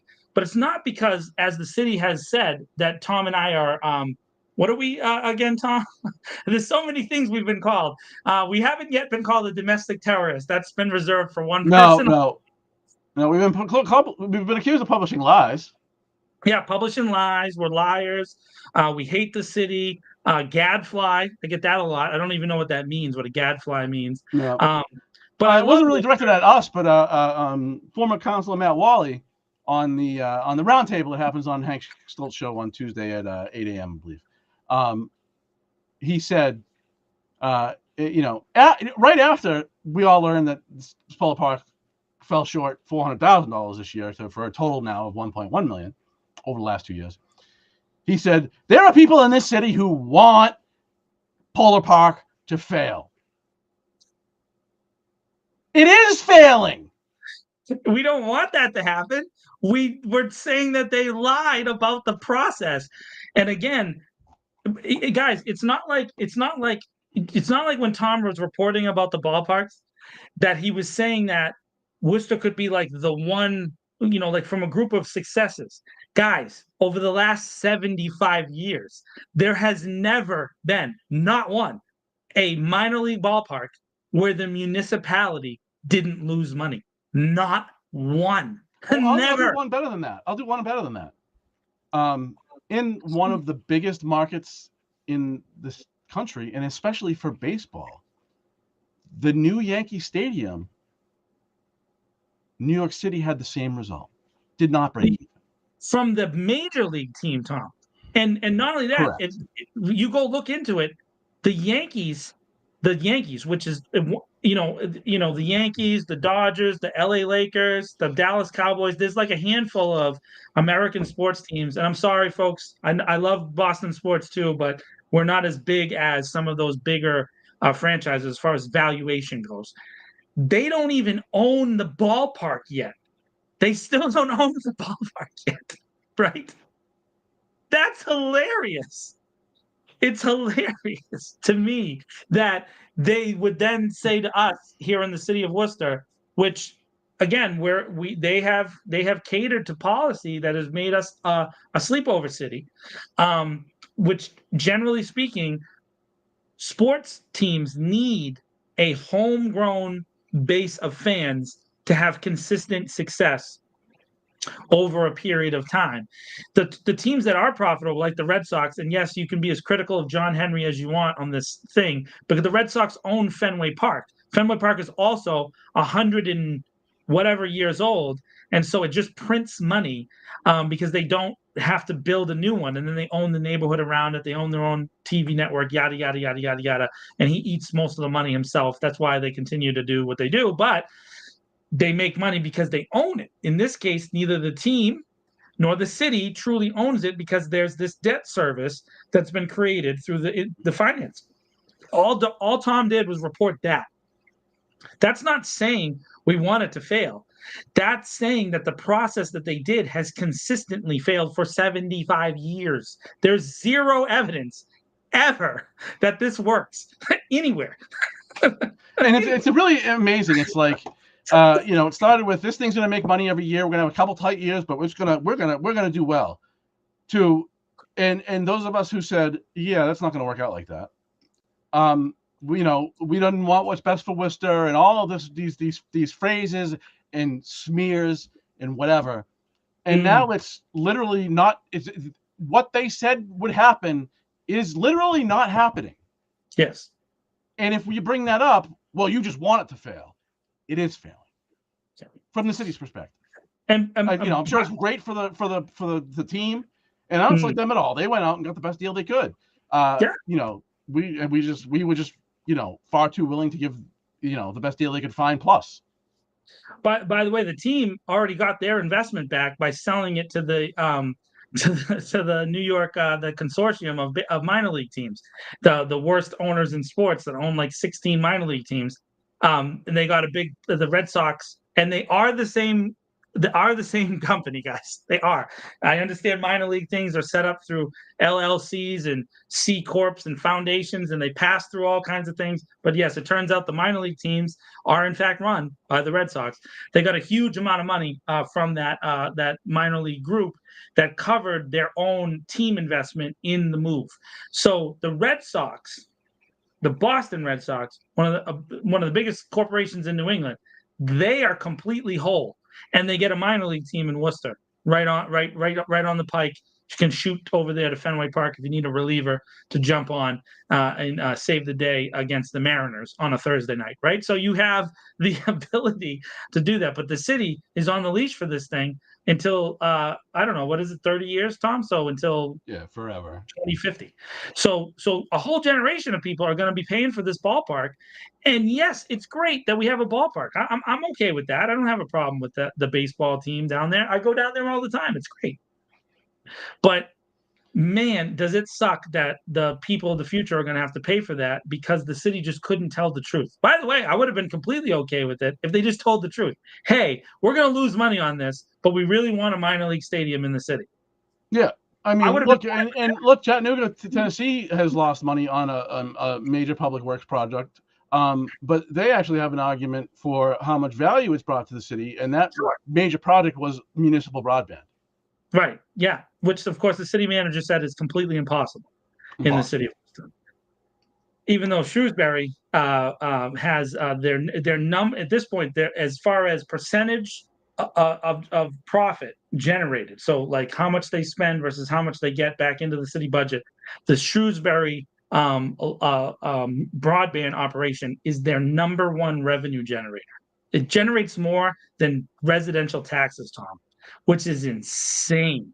But that goes to show you that that potential money is available to the city of Worcester if we went in and decided to really do. Now, would it take time? Sure. Would it take significant effort? Sure.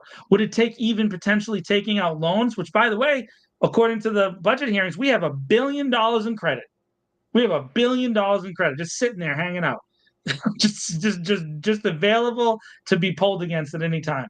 That kind of project, I think that you could get a lot of local corporate partners involved to build out a project like that because it's going to raise through not taxing people the tax base of the city of Worcester by creating outside revenue, which is all we're advocating for. This would literally allow the people of Worcester to invest in themselves. Shouldn't a senior citizen who's already paying $100 for cable at least be able to say, my $100 is going to the city instead of Well, going to I mean, and whoever? not only that, but I mean, obviously there'd be jobs in the, Yeah, lower level, lower skill jobs like customer service and whatever. But there's sure, also, technical people involved that, sure. higher paying jobs, better jobs, a new kind of job, jobs that aren't necessarily, I'm sure there's some, but, at least a job class that isn't, all over the place in the city, right? It would, bring the need to bring some diversification of the workforce in a little bit. And also provide a service to residents that they need and are getting ripped off on. Yeah, and it would create. Listen, it would create income because people would spend less and would have more left over. It would create an economic boost in the city because those people would invest that money back into the city anyways. And you know what it would allow for those city councilors who watch. I got you. You can hire your cousins. Yeah, you can totally do nepotism, baby. We can hire as many cousins as you want for the new broadband thing. Eric, I know you're out there watching. Please, someone cut this and send this to Eric. Please take this section right now. Please, City Manager Batista, I love you, man. You're a cool guy. Listen to me right now. You can hire anybody you want that you went to high school with if you just get municipal broadband. You can hire all of those folks. They can all get jobs, right? They could all get jobs. Hey, Chief Saucier, you could probably negotiate for like 10 extra cops that their job is just to guard the wires. Just the wires, right? You could do all these kind of things. I Not on don't patrol. understand. Definitely on Huh? detail, not on patrol. No, not on patrol. Just there. They have a special wire guarding role. And you know what, Tom? Let's put them in a tank. Let's put them in a tank, suit them up, and let them roll around where the wires are being guarded, right? You could do this. It doesn't make any sense. Over here, you're doing this anyways. By the way, we all know that you hire your cousins. We know this. We understand it. We see that you do this anyways. We get it. I understand. So why aren't you doing it here? Why aren't you doing it here? It doesn't make any sense. Oh, I know why. I know why.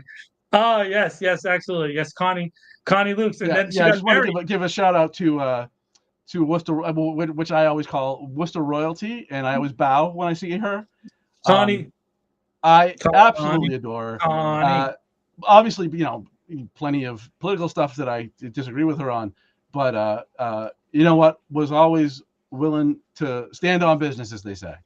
By She the wasn't way, afraid to say what she thought. Connie's And petition uh, to this. yeah, I don't know she what still it got was something on on the here. held on the tabled items on the agenda. But So, on Polar Proc, she was the only one that brought a motion for a real financial analysis of the proposal for the project, and she was the only person in the council at the time to vote to approve that order. It was defeated 1-10 that's right. That poor for a Connie Lukes. financial analysis of a major project. I can't find the ones held under. Um, oh It's 23A. yeah. Request city solicitor provide city council with a legal opinion regarding the process of instituting a residential rent control program and the resulting of implementing such a program. We can't have a report for that. We can, however, have a report on how to stop people from talking at city council. Of course, Councilor Bergman brought that to us this week, and I know Councilor King did hold it under privilege, and there was a very interesting exchange and skirmish between the clerk and the city solicitor on that particular exchange, where Councilor Bergman tried to find a way to shoehorn it through, and City Solicitor Kalkunas had to say yes, he can hold it under privilege, which of course they're probably frustrated, Tom, because it's going to get moved all the way until that next meeting in July, and that'll be the next time that it comes up. No, all right, because they didn't put anything on the agenda on Tuesday. They didn't have anything on the agenda, Tommy. So Councilor King did a little. All right, well, let's see what happens if we're going to move this off. By the way, I think there was an interesting response to that one, in that if we're going to say that people from outside the city can't speak at city council, and we're going to somehow verify their identity, which is interesting. I think that papers, please. We're definitely moving in that direction, more and more and more. I would say that wouldn't an interesting way to amend that, a potential change, would be to say that you have to live in the city of Worcester to give money to politicians. I don't think they could. Well, you're right. You want to know why, Tom? Because the Citizens United decision that the Supreme Court handed down, one of the worst decisions in the history of the universe, says that when you give money, it's speech. It's political speech. It's considered free speech under the First Amendment. And so in this particular case, outsiders are allowed to give money and speak with their free speech to various city councilors. And go ahead and look up and see who's accepting all that outside money. You're more than welcome to check into the folks that do so. But it's a massive hypocrisy to say, I'll take money and I'll be okay with money coming in from outsiders, but someone who is an employee or a worker in Worcester can't come and petition the city council that runs the city that maybe they work in or they own a business in or anything like that. And by the way, Tom, my last thought about that is this. Is there anybody that's gone up there that's not from Worcester? Yeah, they usually identify themselves as such, though. Yeah. I mean, usually they call in and they say, I'm from this town or I'm from that town. But how many of those people have actually happened over the past 2 years that it's such an issue? 10? Well, right. And I think Councilor Haji also brought up this point, which was it was what I was thinking when she said it, is, well, what if you have somebody that knows something that just doesn't live here, right? You have some sort of expert on some topic or whatever that comes to comment, or somebody from a different city or town who has done a thing that we're doing and is calling to say, this was what happened in my place when we did this, right? Like, is that information you'd want? But it just seems like a growing animosity toward kind of the public having any say in anything. Free speech is definitely under attack under the Batista administration. There's no doubt about that. And there's really no other conclusion. I thought Councilor King brought up a great point. In the State House, you can walk into the State House right now, as long as you have an ID, and you can just say, I'm on my way to see such and such. Which floor is it on? Right? And they'll tell you which floor to go to. And that's it. You just got to provide it. It's the same way in Washington, D.C. They don't ask you where you're going. Once you get through security, you're in the building. But we're going to need, they want us to have visitor passes. They want to write down the information. They don't do that at the State House. They scan, they do scan, they have the little scanner for the back of your ID, the little barcode that's on your license. But that's it. That's it. So why? Well, and it sounds like they want to do color-coded passes. So so that and they then something about how long you'll be in the building. Like, wait, calm down. Yeah, I'm going to be here. I'm going to be here the whole meeting. That's how long I'm going to be in the building. I'm going to be here till the end. So here's the thing: if someone says I'm just going to be here a couple hours and the meeting goes till midnight, what are they going to do? They're going to come up and say, I don't think that would necessarily apply to the meeting, because everybody will know the meeting's still going on. But that's during the day, and it's like, I've done this before, right? Like, I'm in the area and I'm going to a meeting that's a half hour or an hour from now, and it's like, doesn't make sense to go home or go someplace else, right? It just doesn't make sense. I'm right there and the meeting's coming up. Go sit on the bench in the hallway and with my laptop. You've done that before. Yeah, I do. Now it's like, oh, you can't. This is only a public building. You can't do that. And what are they going to do? Like, so if the meeting starts at 6, Right? Are they going to say, well, you can't come till 5:30 or something? Like what? How are they going to do this? It just seems ridiculously not thought out well from the experts who know what they're doing. Right. And of course, the city manager said he conducted a sweeping security assessment of the building and understands exactly what's needed. And yet, somehow, multiple other institutions in the city and in the state have a much better and simpler process for people to access it. By the way, you can go to the courthouse. You don't have to tell them what you're there for. You go to the courthouse, you go through the scanner, you dump the stuff in the bucket, you pull your stuff out of the bucket, and you walk in. You don't even tell them where you're going. You could just walk around the courthouse all day long. You literally could. They have bathrooms and they have snack machines. So you could be in the courthouse in Worcester for hours and hours and hours and not tell anybody why, and just observe. I know this because I've done it for press stuff, right? So sometimes, that's what it is. Maria, that might be the reason, but I don't know. I think that realistically, it's less to do with an individual person and just an overall policy approach from the least transparent city manager in the history of Worcester. Realistically, the least transparent. Ed Augustus at least used to be accessible to individual people from the press. There was no filter between him. I used to talk to him all the time. I still talk to him sometimes. He's actually a pretty good dude. I disagree with him on 97% of all things, but he's still accessible. He always made himself accessible. And so this city manager doesn't take anything from people unless you schedule an appointment with him, right? So you have to schedule an appointment with him through his team of gatekeepers, and then you might get that meeting 6 months from now, and you'll have an opportunity to sit down with him, and usually those meetings are for one purpose and one purpose only: to manage you. Right, so it's to make sure that you're no longer a threat in the public or in the media's eye.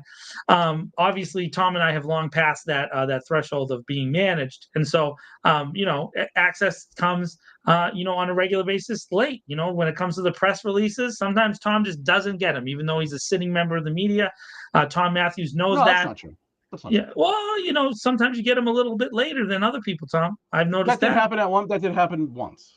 That and it's very Uh, easily, well documented. But no, Very I mean, I get their stuff. I mean, but the stuff that they want you to know isn't the interesting stuff, right?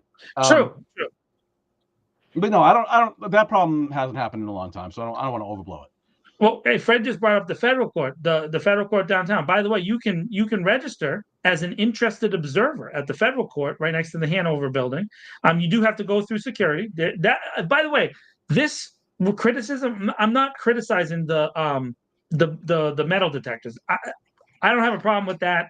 It's a public building. There's metal detectors all over the place. Whatever. That doesn't bother me. And if that makes them feel safer that someone doesn't have a gun, fine. That's fine. I don't have a problem with that. The issue is the step after that, which seems ridiculous, redundant, and intended to suppress speech.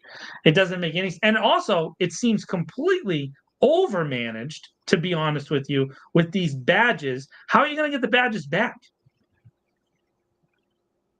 Yeah, I went to the federal courthouse 2 weeks ago to go to Hmm. the clerk's office to look through in their, they make a public Records. workstation available to look at court documents, Yeah. and you can look at them without downloading them for 10 cents a page, and I went through security, had they got the metal detector, take the belt off and all that, but after that I just asked where the clerk's office was and they told me and I was on my way. That was it. That's it. Because that's how it's supposed to work in public buildings. You're supposed to have access. I don't even know if So they again, asked me. They might have asked me where I was, what I had going on or something, and but it was just going to the clerk's office. Okay. yeah. By the way, I the same thing with the parking thing. They're going to put the parking up top. I don't mind that completely, but I will say this for folks that don't go to City Hall a lot, that need access to services that are only available at City Hall, that's going to make it really hard. And of course, the recent changes to the website, which now, if you watch the budget hearings, you know why the website is inaccessible, is because it's actually part of a multi-stage process to get it to where the final version of it.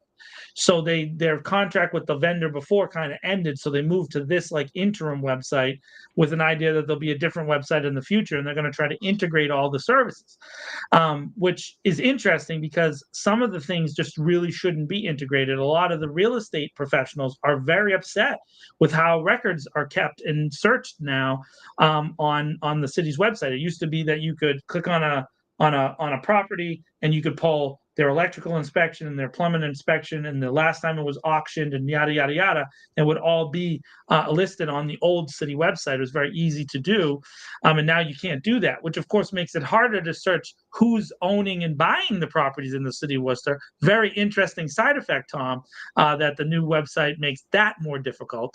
I wonder why that happened. And I wonder why that specifically has become a user non-friendly part of the website. And those kind of things are things that where we would want to evaluate the city manager. And if you notice his own personal, and go check out the agenda, go look at tomorrow's agenda, go on the city website, pull it up, and look at what he wrote about himself. Just go look what he wrote about himself. You're going to see it and he's going to read it out loud, but go look at how he views what he did. And he didn't mention any of these things that we've just mentioned are potentially critiques of him. That's where we're at, man. That's where we're at. Just no ability to self-evaluate. Or, it might not be lack of ability, but like that's the approach, is just don't give detractors any red meat. But by not admitting any faults or acknowledging places to improve, to have a continuous improvement mindset is red meat. I mean, it really goes to the report that you and I put together about Mr. Duffy and his interaction with the chief of police. The same day that we reported that they had an argument, he went in the press and screamed and demanded that Atel Hajjaj be charged. The same thing. The same day he put out a press release to the Guardian. No, because she had already been charged. So that's not the right timeline. No, he put out a press release on May 9th. Oh, yeah. May 9th. And that was the day. Yes. And that's the day that we have that he also had an argument with the chief of police. That's it. And so on the same day, the city manager put out a press release, and the chief of police put out a press release, and the mayor put out a press release, and multiple city councilors, and none of them referenced this other person who's a sitting union chief or union president in Thomas Duffy, putting out this really belligerent press release that was covered by the Worcester Guardian as a very specific and clear, definitive call for charging a sitting city councilor with a crime who was not charged at the scene. Now, of course, the reporting that we then did found that the following Monday, they submitted it to the magistrate. The magistrate didn't unseal it until June. But the thing is what they're saying you lied about, and what I lied about, is a demand for the counselor to be charged. A conversation that we have from sources that we spoke to. Even though the same day he released a statement saying exactly what we said he said. That, my friends, is called "there's nothing to see here." It's a magic trick. I still don't really understand how they interpreted that. Like, I don't know. I guess it makes the chief look weak, but to me that's not the story at all. The story is that you have a lunatic who runs one of the unions who's on a public campaign to file for political reasons, for obvious political reasons. They loathe her because she dares to ask questions about improvement there, or dares to ask questions about some of the problems there. Because, if you take any position besides everything, they're not perfect. They're human beings. But if you take any, if you actually want to talk about a place where they weren't perfect, well, that makes you an anti-police activist. Yeah. And us saying we get character assassinated because of it, right? Our characters are questioned. But why not read the press release that he put out that day? Like, he literally put out a press release. And so what, are we, so we're wrong about the conversation, but the content of the conversation, he literally published a public press release saying what we said he said. And So just because you said well, I understand you're supposing for the argument, but just for the yeah, record, we are not wrong about the argument. The we're argument not. happened. We have it from 100,000 people at this point. Yes, yes, yes. So don't We have misconstrue the comment there. what I'm saying is that they want you, the people of Worcester, the people who watch this channel, that watch our show, and I'm very grateful, by the way, for the thousands of people that watch the show now. It's great. We continue to be very grateful that people are hearing what we're trying to say, and we're trying to be responsive to our watchers and our listeners. But we're committed to this idea of telling the truth in public, bringing things to light, because we love Worcester and we want. Look at the name of Tom's thing behind it. It's not This Week in Bermuda. It's This Week in Worcester. We care about the city, and so we want good things for the city. So we're just pointing out something that is clearly and obviously in the public record. All we did was give it context. We just gave it context. And that's what they want to, they don't want you to see that. They want to be like, no, no, no, no, that's a lie. That's a lie. But the content of the context that we provided is exactly the same as the statement that was released. And that's really that's what I'm talking about. Look into it, view it yourself. And I'm not telling you who to vote for or who not to vote for. What I'm trying to say is read between the lines. They are telling you exactly what they want to tell you and what they want you to hear, but they're also telling you the rest of the story too, but they're doing it in a way that allows it to kind of move into the background and become less important. And all we're saying is, hey, that's important too. You should really look at this part too. And so go back, do yourself a favor, go to December 17th, go watch the city council meeting, and go watch the testimony of several of the union officials. Just watch their testimony. And you tell me how calm they were that day. You tell me how positive they were that day. You tell me how uplifting to the community they were that day. If you can come back and tell me that, I'm happy to have a conversation. But I don't think that you can. And the last thing, and then we got to wrap it up. But last thing on that, the Duffy, verbally accosting the chief. Why did they do what they did? Why didn't they just and this is what I'm talking about. Like the PR wherewithal in this city is a massive deficit. I am no PR genius, but good Lord, folks, I don't know what you're doing half the time. Why didn't they just reframe it? Why didn't they say, yeah, there was a conversation about that, but it's been mischaracterized? Yeah.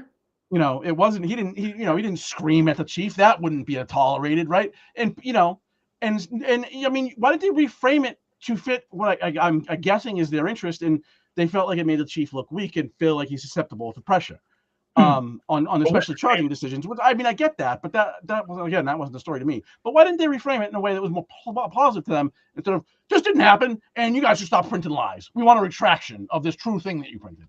Yeah, yeah. They no engagement with us at all. I mean, you gave them, the other thing is you gave them that opportunity too, and that's the thing that's really truly striking, is you had the conversation. You went above and beyond, in my opinion, for working and trying to come to some kind of conclusion about the story. And their approach to it was to go on the offensive and internally,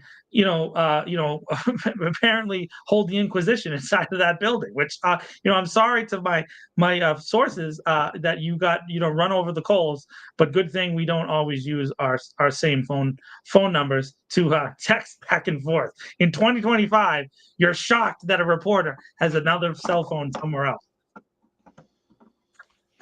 We use burners, stupid. All right, we got to wrap this up. This is marathon but session. You know what it time is time. Tom? It is time for John's favorite part of the show. No, so listen. You know what?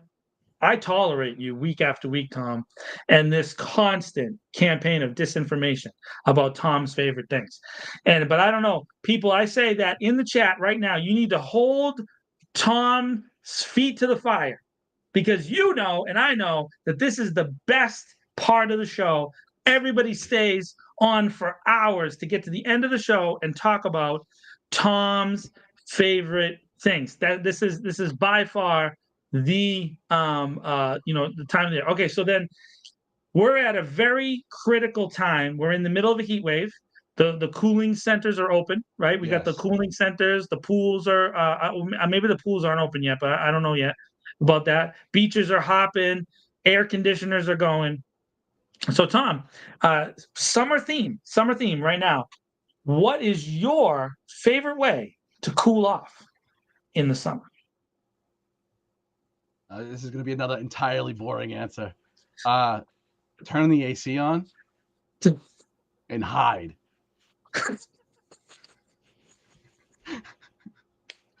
Oh my goodness. Turning the I mean, AC on. I mean these lights, and I've tried to mess with them. I know it kind of washes me out, but I Uh, mean, these lights make me look way more crackery than I actually am.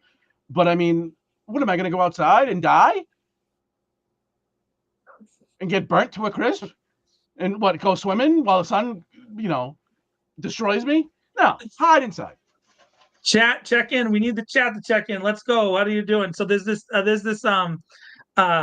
meme going around on Facebook. I don't know if you've seen it, but you know how on Facebook you can say in a relationship? So there's a bunch of people that put in a relationship with my air conditioner. And it's not getting better, folks. Like today was nasty, but tomorrow and Tuesday are going to be nasty Yeah, plus. it's gonna be hot. So people should stay safe. I'm a big fan of little ice cream. You know what I mean? Little I see a frozen a margarita. Frozen margaritas. Apparently, margaritas are for our chat right there. Sean and Maria checking in with margaritas. Um, I like the frozen things, and then I'm a big fan, even with the air conditioner, of the box fan. That's right. You need that box fan going and blowing directly on your person to wick any potential sweat away into the nights.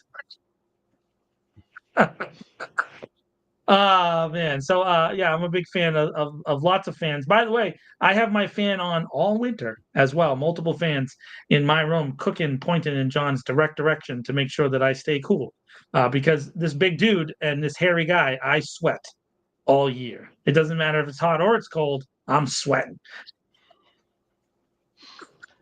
Um, so yeah, Tuesday should be interesting.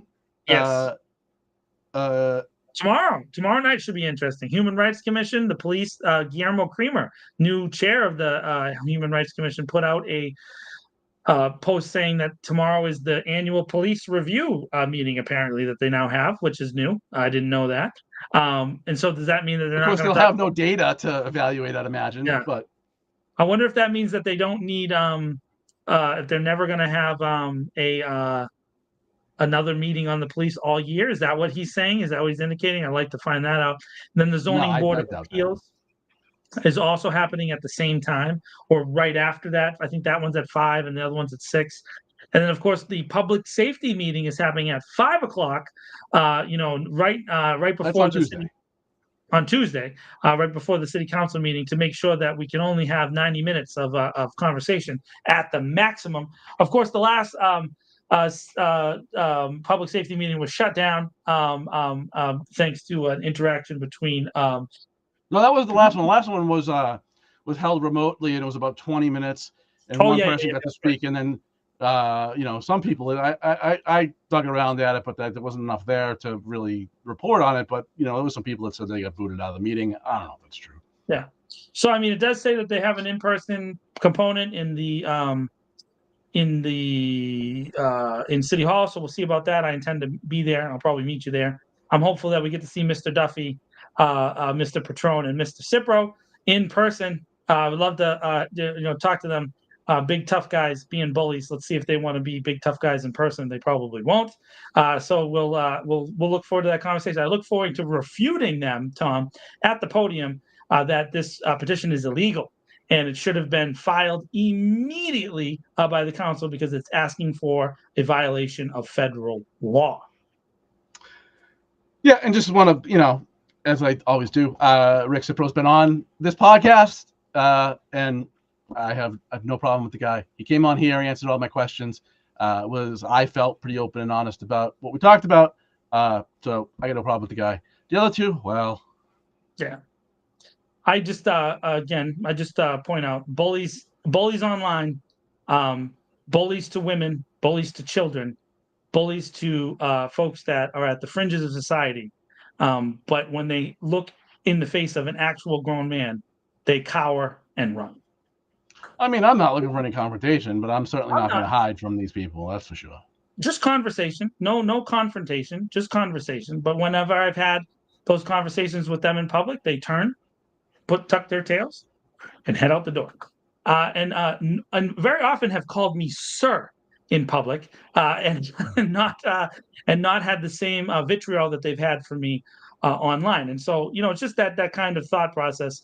I'm hopeful to have a conversation with them, and maybe to look for some kind of thought process where they would change their minds, because they've been clearly and definitively publicly wrong for years. That's it. And Mr. Petroni has said, or at least online recently, and this is not his position. This is kind of a position that the unions have taken for a long time, that if an officer is arrested, charged, convicted of a felony, they should be fired.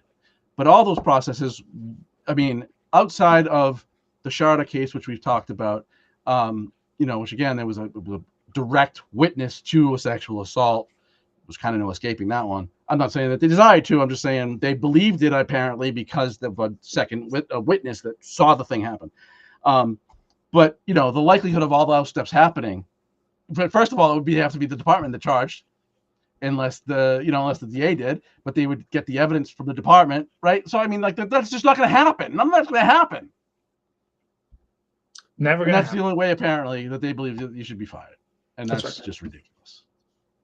It's too bad. It's too bad. But anyways, come out to the meetings. Go to City Hall. See if we can get a group of people together to get a lawyer to talk about these petitions. Push, push, push. The only thing that works is consistent, regular public pressure. It has to be public. It's got to be out loud. It's the only thing that works. It's the only thing that is effective in our city. So keep pushing, keep growing, keep going. Don't give up.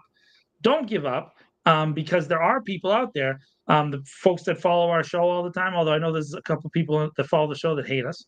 That's okay too. At least you're clicking on the links and you're coming to visit us and giving Tom and I that extra, 13 cents per click. We'll take it and then make sure that we build up to This Week in Worcester. And also remember, share the posts. Go on the This Week in Worcester Facebook. Click, share. Put them in your story. Go onto the website. Click on the website.